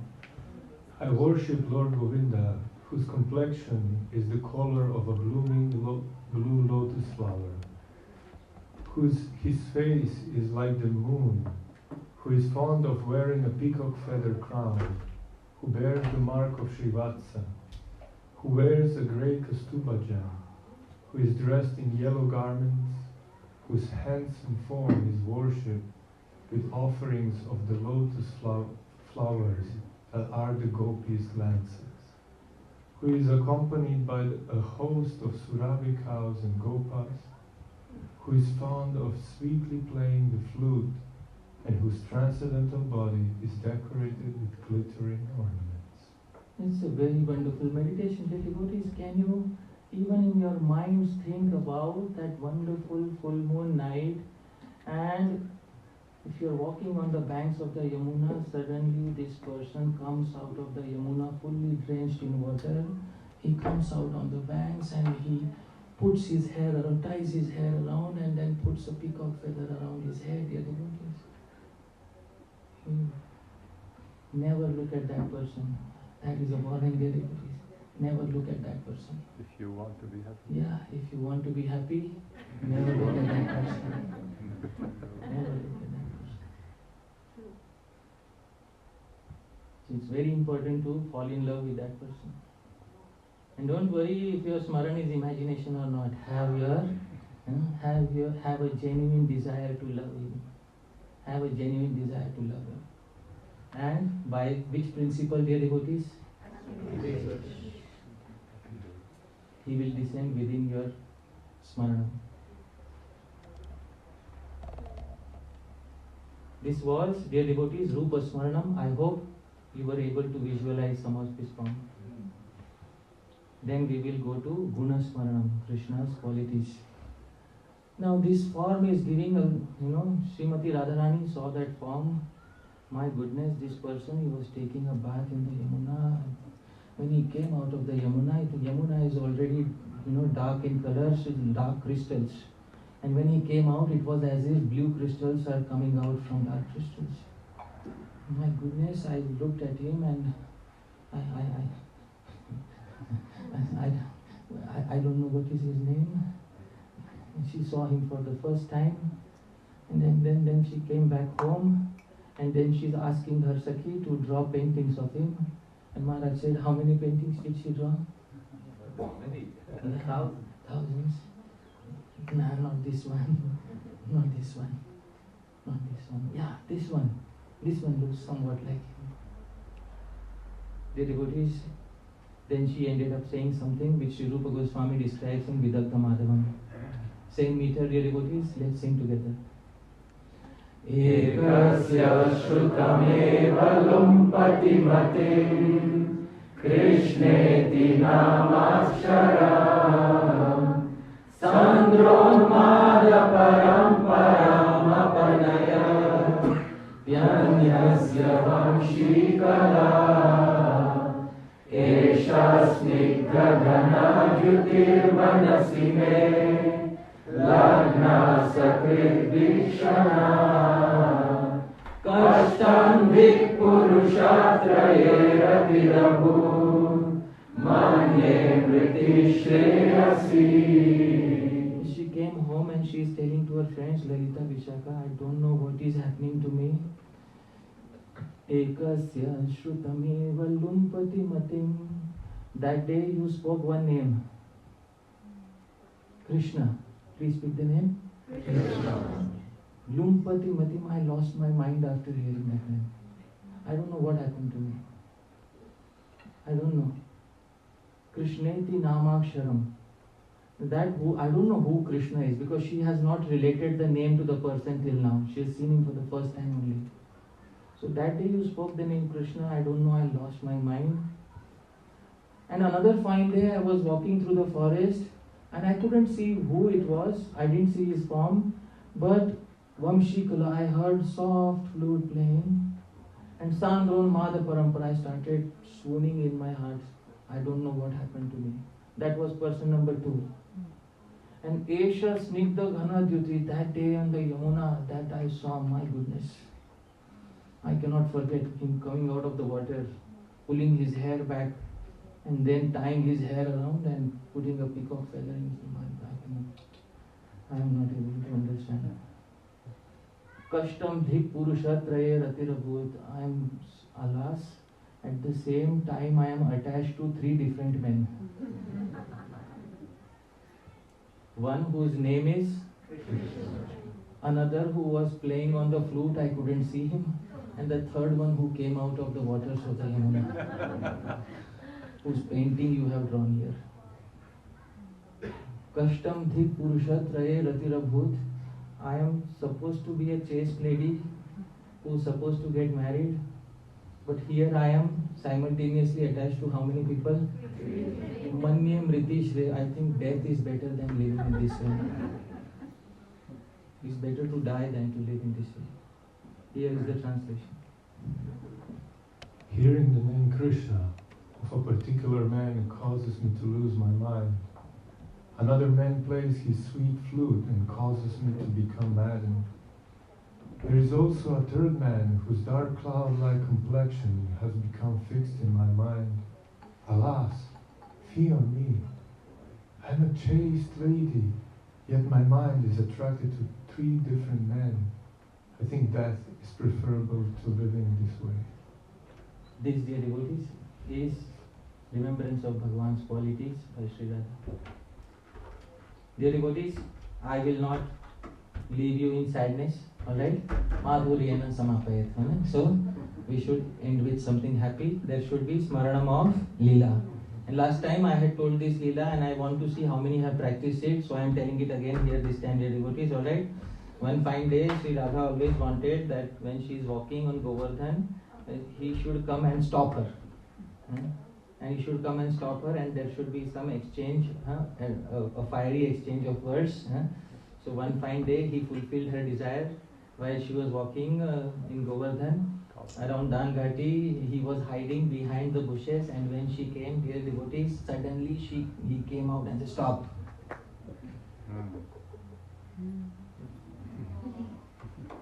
So I will give you the recollection of that pastime again, and then I will see how many of you practiced what I told you last year. Alright? So he said, you cannot move ahead here. So Krishna stopped them, and he was with his friend Arjun Sakha. What is the name of his friend? Arjun. Arjun is the name, Sakha means friend. So Arjun said, well, stop here, you can't go ahead, you have to pay tax. But before paying tax, pay pranam to our, tax collector. Chalo, all of you pay pranam. Hare, pay pranam quickly. Why are you not paying pranam? So the gopis also had their ego. There is an ego in the spiritual world. They had their ego. No. Why should we pay pranam? Because he is the appointed tax collector. Yeah, we know how respected he is. Everybody knows how respected he is. Don't tell us how respected he is. We know already.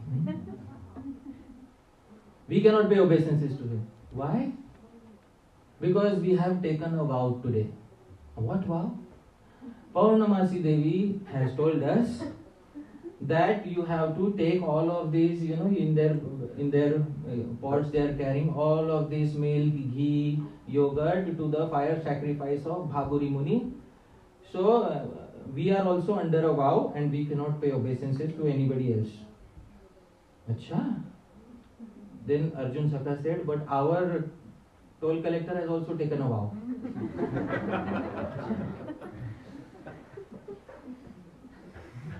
The Subal Sakha said, pay your respects.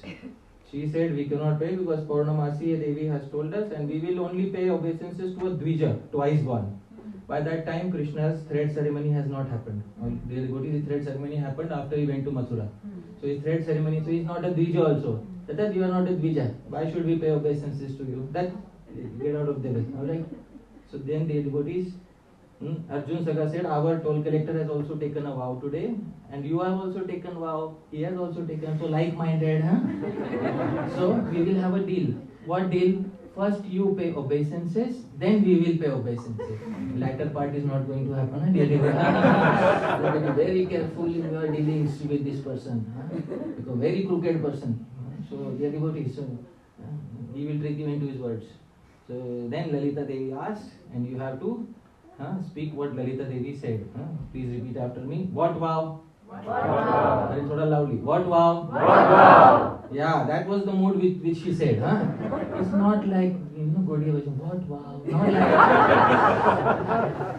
you have to speak with that fervor and emotion. Alright, once again, dear devotees, take the mood of Lalita Devi and say, what vow? Yeah, dear devotees, then Krishna jumps in and says, Nityam Abalar Buddha Bija Vasanadhanam Namavatam. Hello? Hello? That. Once again. Nityam Abalar Buddha Bija Vasanadhanam Namavatam.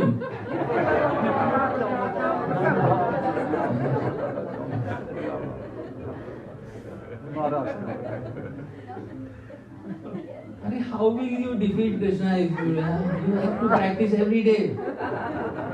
Okay, done. Okay? So chalo. I will make it easy for you. Okay? Please repeat after me. Nityam, Abala, Arbuda, Vija, Vasana, Dhanam, Nama, Vratam. Alright, now I will speak the Sanskrit term and I will show the English terms, and then you speak the English term because I have given numbers 1, 2, 3, 4, 5, 6. Alright? So I will speak the Sanskrit, but you only have to speak the English translation. Alright? Nityam, Abala, Arbuda, Dvija, Vasana, Dhanam, Namavratam. This is the name of the vow. What is the vow, dear devotees? The vow of donating cloth every day to 100 million helpless brahmanas. No. See, what he is trying to say is, you are also going to the fire sacrifice to give this to the brahmanas, and I have also taken a vow to give something to the brahmanas. So you are also under a vow, I am also under a vow. We should respect each other, isn't it? So pay obeisances, chalo. No. You should pay first. Actually, this person is a number one ruffian. Try to understand. Once again, let's repeat the scene. What he intended to say. What did Lalita Devi say? Wow. Please, this time, please repeat. Nityam Abalar Buddha Bija Vasanadhanam Namavatam.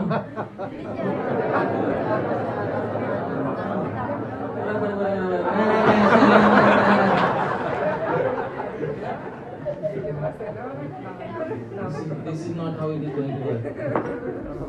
Chalo, this time last time we saw from Sri Radha's mind, this time let's see from Krishna's mind what it means. Alright, dear devotees? Here it is again. I'll speak the Sanskrit, you speak the English. Nityam, Abala, Arbuda, Dvija, because teeth also take birth twice, milk teeth and real teeth. Alright, teeth are also known as Dvija. Alright? Vasanam, Dhanam, that is the name of the vow. The daily vow of kissing 100 million helpless ladies passing through this world.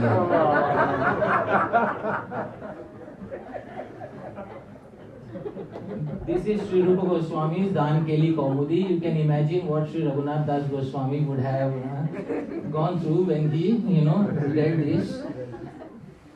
I told you Hasya Ras is the immediate accomplice of Madhurya Ras. Yesterday I told you, dear devotees. So that you are experiencing Hasya Ras, which means one Ras is nearby. Which Ras is nearby? Madhurya Ras.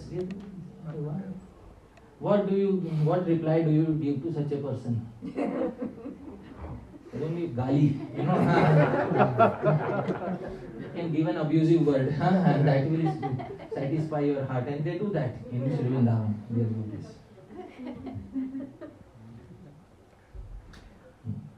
So Maharaj said there are 6 things which happen only in Vrindavan. What are the 6 things? Dan, Dan, Man, Holi, Chori, Ras, Vilas. and Gali. So we should update the list, Maharaj, because Dan, Man, Holi and Gali. That should come first, dear devotees. Because that Gali needs to be there. Otherwise, you only verbally abuse a person whom you love very much. I hope you are able to understand. With all others, you are Hare Krishna Prabhu.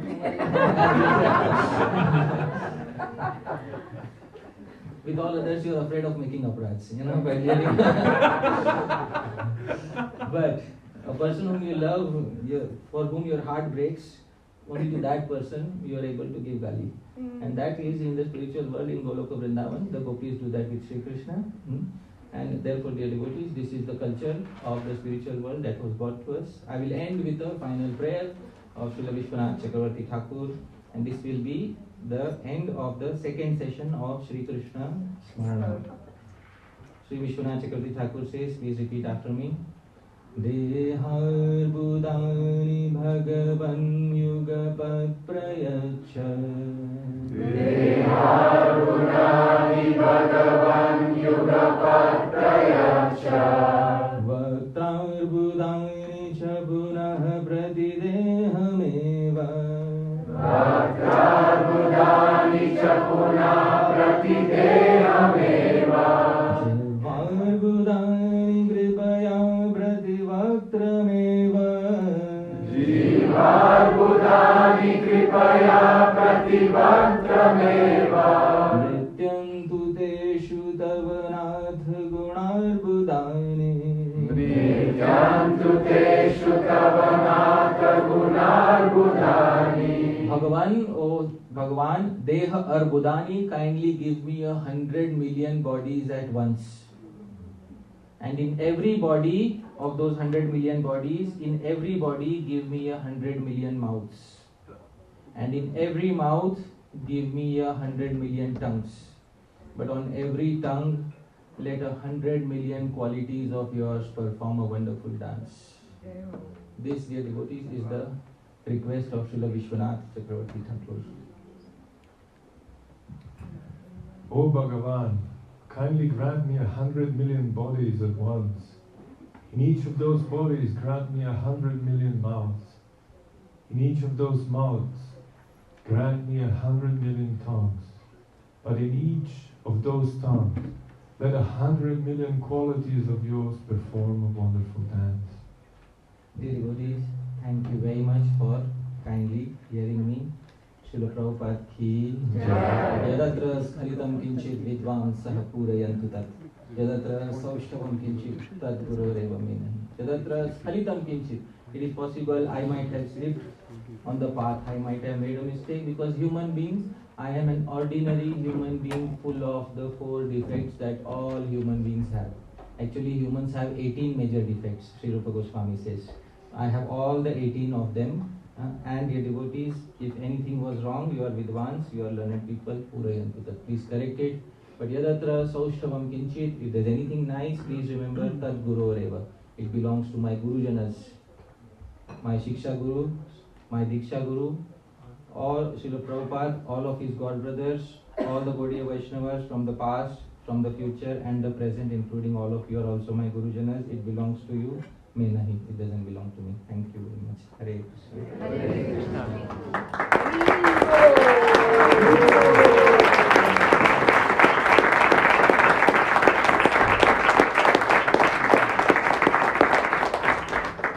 A summary, dear devotees, a few takeaways, because some things will be forgotten quickly. First is, you can select any limb of bhakti amongst the 64 or millions of limbs of bhakti after you have fulfilled your vows to your Gurujanas.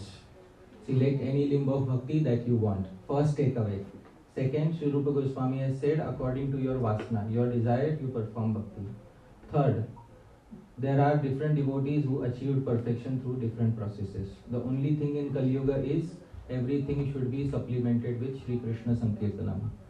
Fourth, Smaranam and imagination. Smaranam becomes imagination when a spirit of seva is not there, when it is not done according to the previous shastras and acharyas. When it is done in a spirit of seva, Bhagwan descends within the deity of the mind. Through which principle, dear devotees? Atidesh. Please remember this most important principle of Atidesh. This is the major takeaway from today's talk.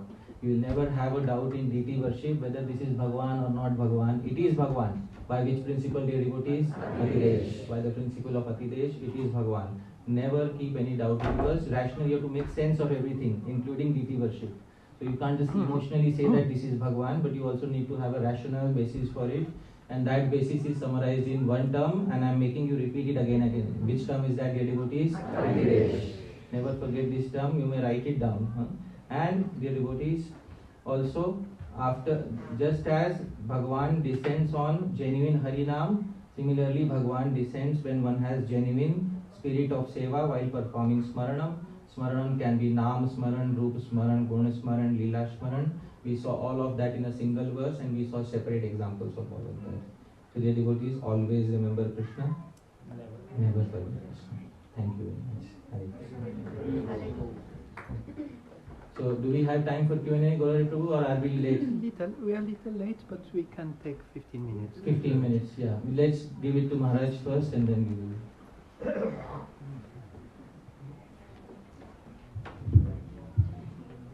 Hare Krishna. Again, I thank you very much for this enlivening and inspiring presentation.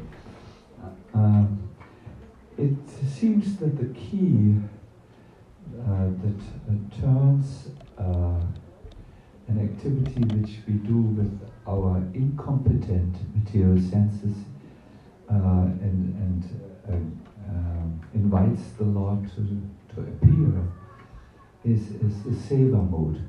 I wanted to, in this Atal Shri Krishna Namadi shloka, this is very short. I wanted to just ask you in general, when we say we do Nam Seva,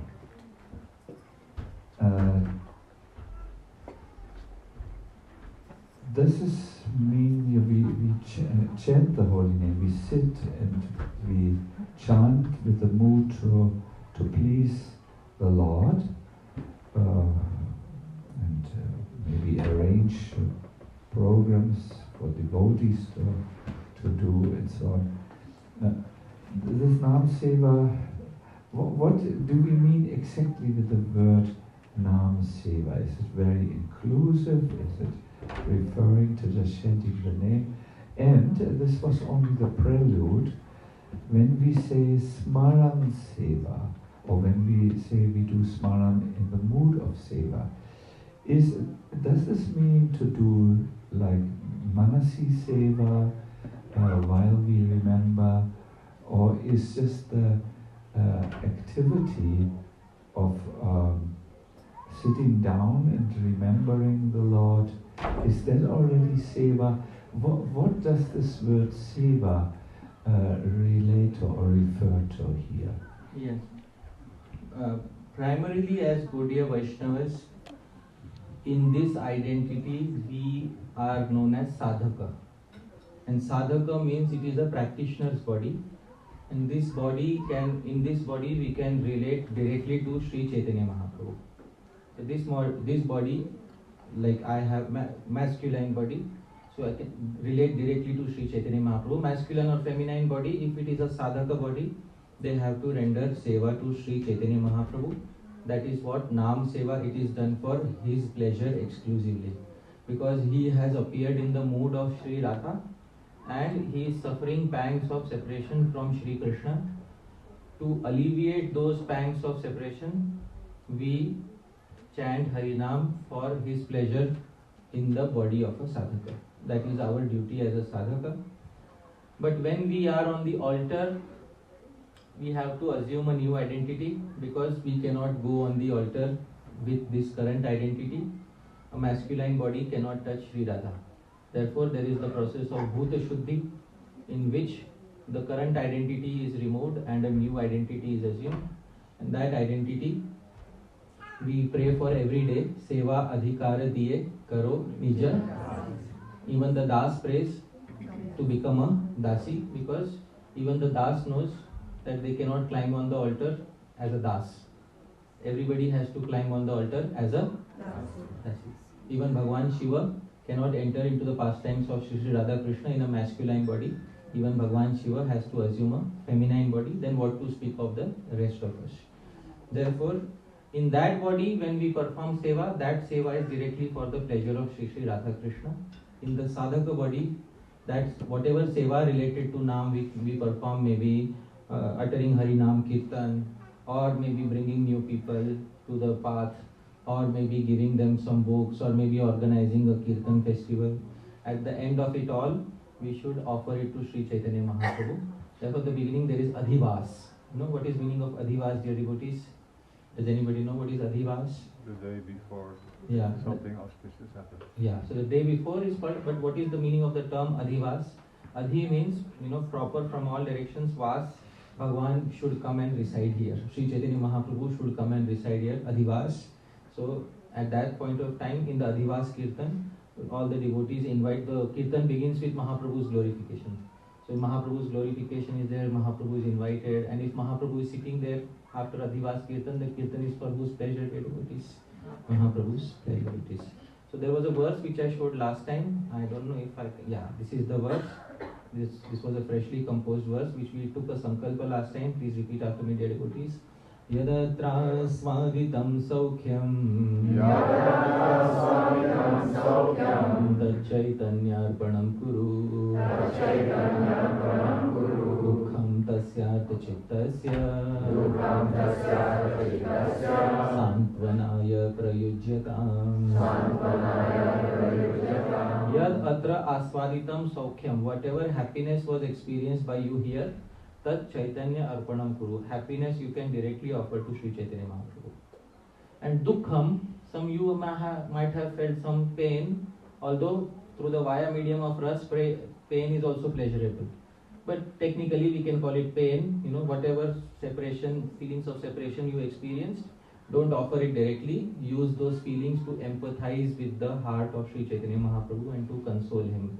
The devotees, in your heart, feel like-minded to him and understand what he is going through.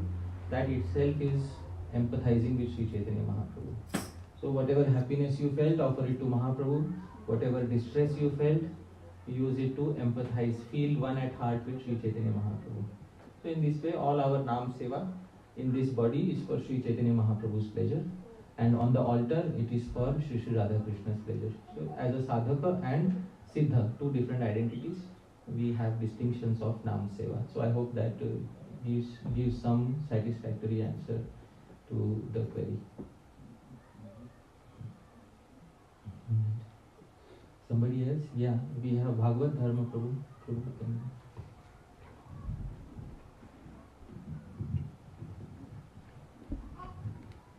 Hare Krishna Prabhu, thank you very much.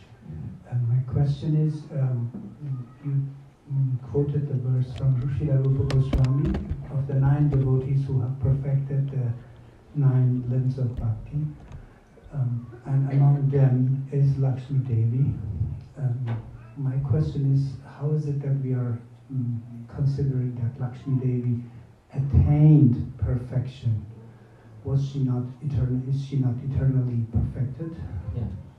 So how is it that Lakshmi-Devi attained perfection? Is she not eternally perfected? So Lakshmi-Devi is eternally perfected, and yet there are new candidates who attain that particular position. In the Brahma Samhita it is said, Lakshmi Sahasra Shata Sambhrama Sevyaman. Why Lakshmi? You could have said Gopi and the meter would not have broken. You could have equally said Gopi Sahasra Shata Sambrama Sevyamanam. So there are gopis who are Nitya Siddha and there are new gopis being added all the time.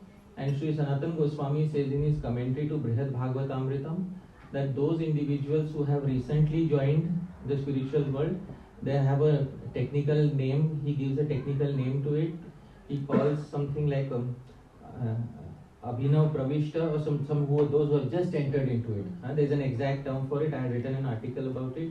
So those who have just entered into the Lila are also there, and the eternally perfected ones are also there. Question arises, if somebody has just entered into the Lila, wouldn't they become different from those who are eternally present and serving Shri Krishna? So the answer is given by Shri Jiva Goswami in Priti Sandarbha. The answer is no, because unlimited bodies are within the body of Shri Krishna, and when a Jiva attains perfection, he takes one of those bodies and assigns that body to the Jiva. So the body has been there in the body of Shri Krishna since beginningless time. The body was not created at any point of time.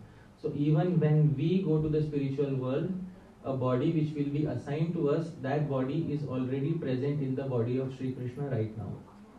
So there was no new creation in the spiritual world, but there are they have joined at a certain point of time. So Shri Sanatana Goswami says they are Abhinav. Abhinav means newly introduced into the spiritual world. Sometimes they undergo some training, etc. So Lakshmis are eternally perfected, yet there is an opportunity to become a Lakshmi. Queens of Dwarka are eternally perfected, yet there is an opportunity to become a queen of Dwarka.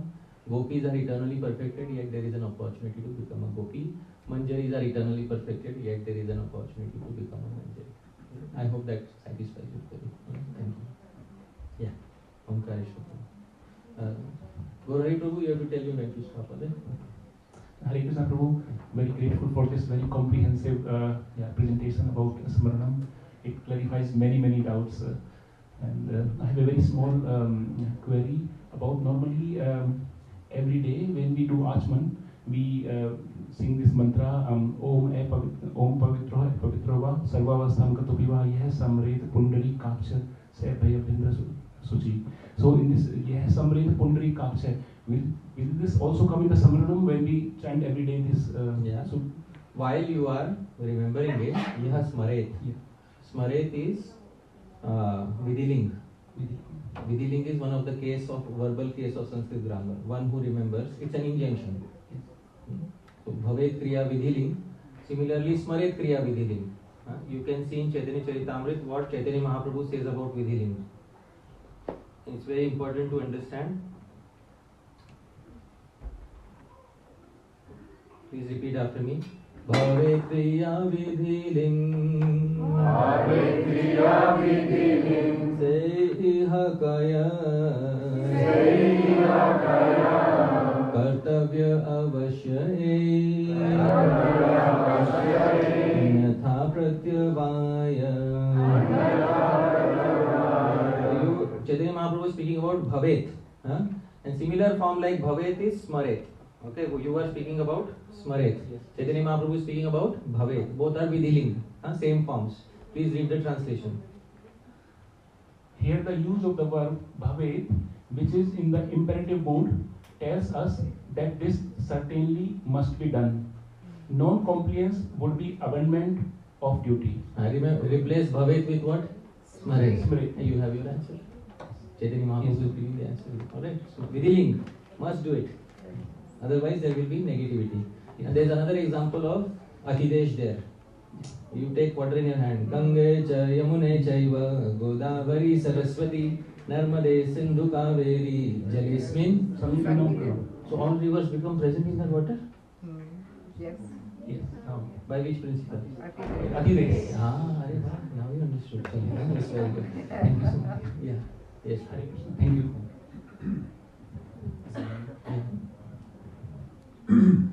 It seems that the resistance to Smaranam in our line has its birth in like Srila Bhaktisiddhanta's mission. He's written books like, Prakrita Rasa Shatadushini and others, where his critiques of other Gaudiyas is that their process is imagination and not authentic. And now it's like like autoimmune disease. And now we've come to attack one another and our attractions and so on to Smarana. So I don't know, it seems like we need some context for why, I'm asking about the sort of historical context for why there's so much strong resistance into this day and like obsession with like the bona fideness of other devotees and how they practice. Yeah, what is the obsession with bona fideness of other devotees and why do we have so much of policing in, which started with the institutional organized form of religion? The reason for that is because Srila Bhaktisiddhanta Saraswati Thakur Prabhupada, he wrote an article called Putana. In that Putana article, he wrote that there are many ruffians who are just willing to exploit newcomers and make them their faithful slaves and servants for their entire life and take them away from the path of genuine bhakti. If we were an informal group not organized under a formal name, like we were just members of nearby villages and we would gather together, you could never have had such a strong system of policing in place. But now because you have given it a branding, and branding means standardization. Whenever you put a brand, you have standardization.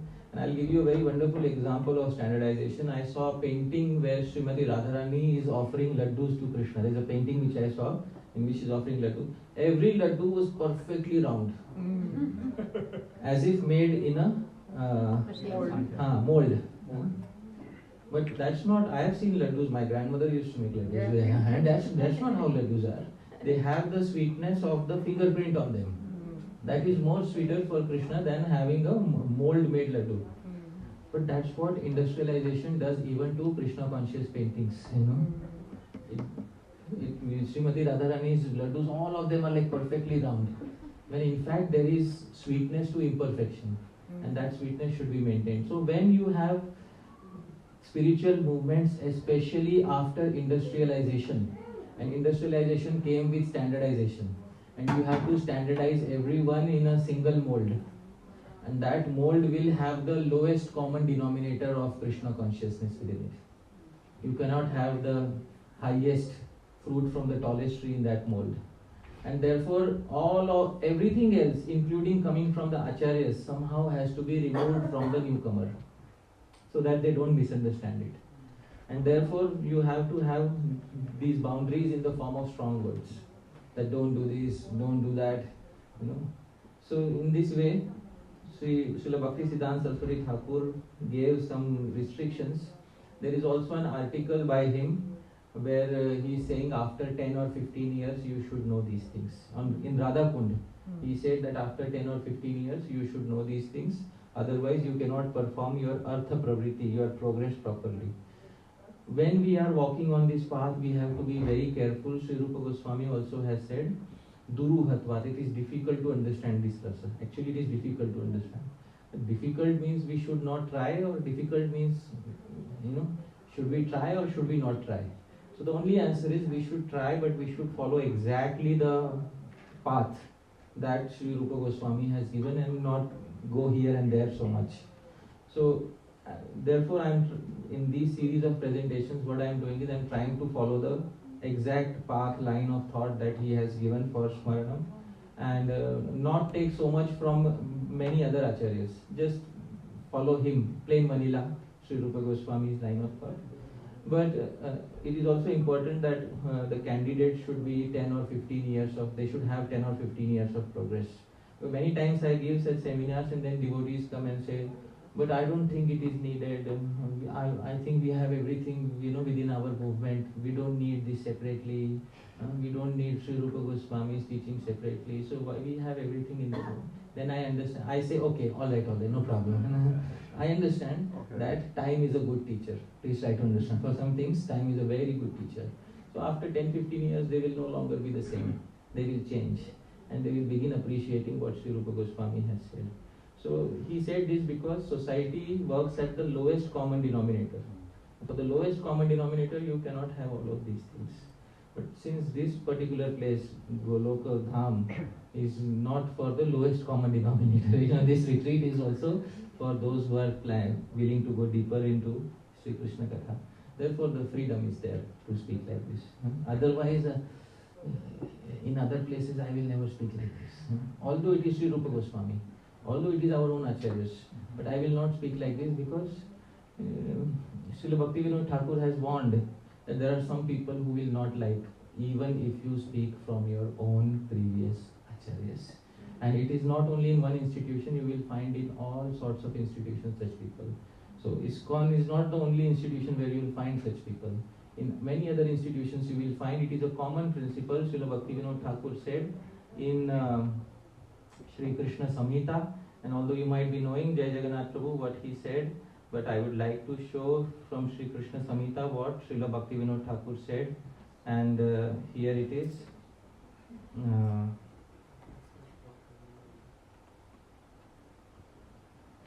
Jai Jagannath Prabhu, you can see the screen? Yes. Yes, you kindly read from here. Subtle discrimination is extremely important for Vaishnavas. Alright, I'll explain. Sorry, so please allow me to explain it.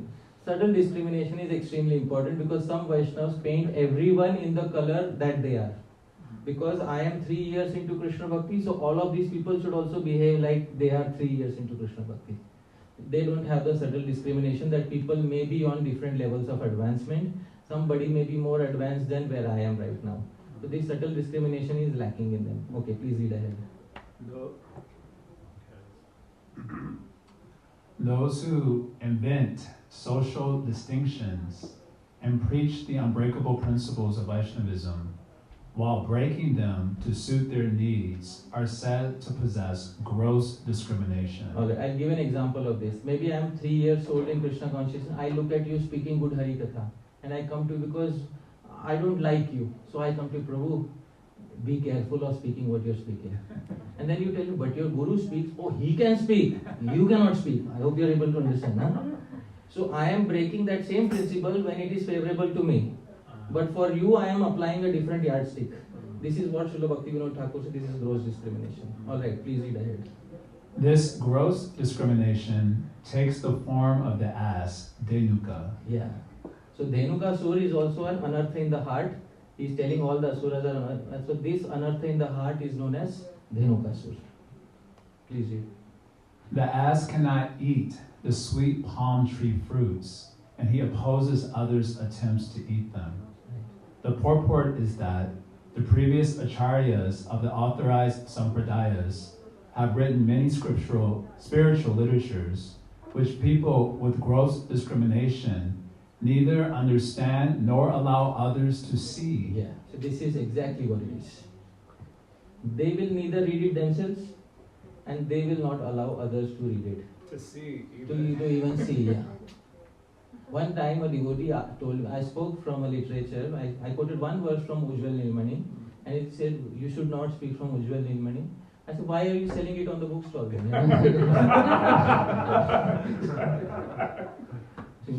This is a classic example that you break a principle when it suits you and you forbid a person when it doesn't suit you. This is a classic example of that.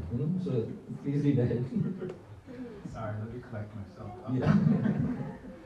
As like devotees who are simply interested in the regular principles and under the control of gross discrimination are unable to attain a higher platform. Alright, so this is where we end. So these devotees, they are simply interested in one thing. What are they interested in? Regulative principle. Follow 20 years, follow 30 years, then you can think about it. Not otherwise. So if you have seen such a person somewhere, alright, you know you have come across whom. Alright, dear devotees. These are the words of Srila Bhaktivinoda Thakur. These are not my words. If I would have said this, there would have been a big fiasco. But I can confidently say these are the words of Srila Bhaktivinoda Thakur Mahasaya. And it's a difficult, controversial subject matter, and it can happen in any institution. It's not any one institution. It can happen in any institution, in any temple, any part of the world. So we have to understand why some devotee, Srila Bhakti Siddhanta Saraswati Thakur's motive was very pure because he wanted to bring many people in the movement. But then later you said, autoimmune disease. There are people who are also infected with this and they took advantage of that. And they prohibited people, genuine people, from reading literature which are meant for them. So that is what is there. understanding this again. I hope that satisfies your question. Thank you. Right, bro. So you pause here. You can always approach Hari Parshad Prabhu later after the class if you have a question. And tomorrow afternoon we have a question answer session that is especially there in case you were not able to ask your questions so far. But for now we will need to stop.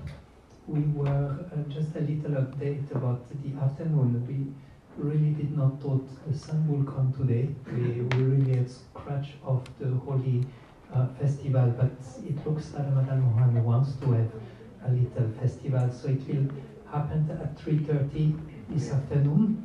We'll start from here in the temple room. The deities will go out on the palanquin and will go in the garden. There we will have little arati, little boga for the deities. We will offer them the colors.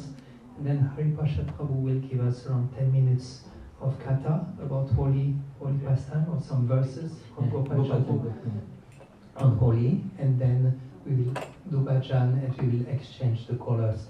It will not be the Braj style of wild. It will be soft. You will get just a very limited amount of color. You put it on the feet of the other. I mean, if you are afraid of your new dhotis or saris, we have many new outfits in the temple shop.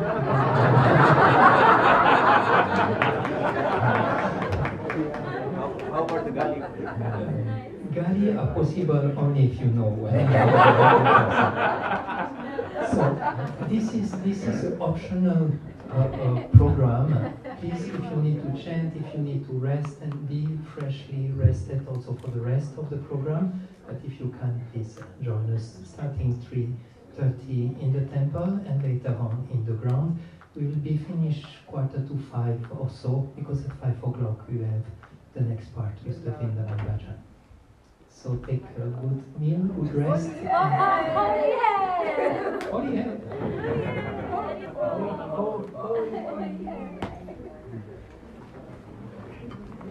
His Grace Hari Parshad Prabhu ki Jai! Prabhupada ki Jai!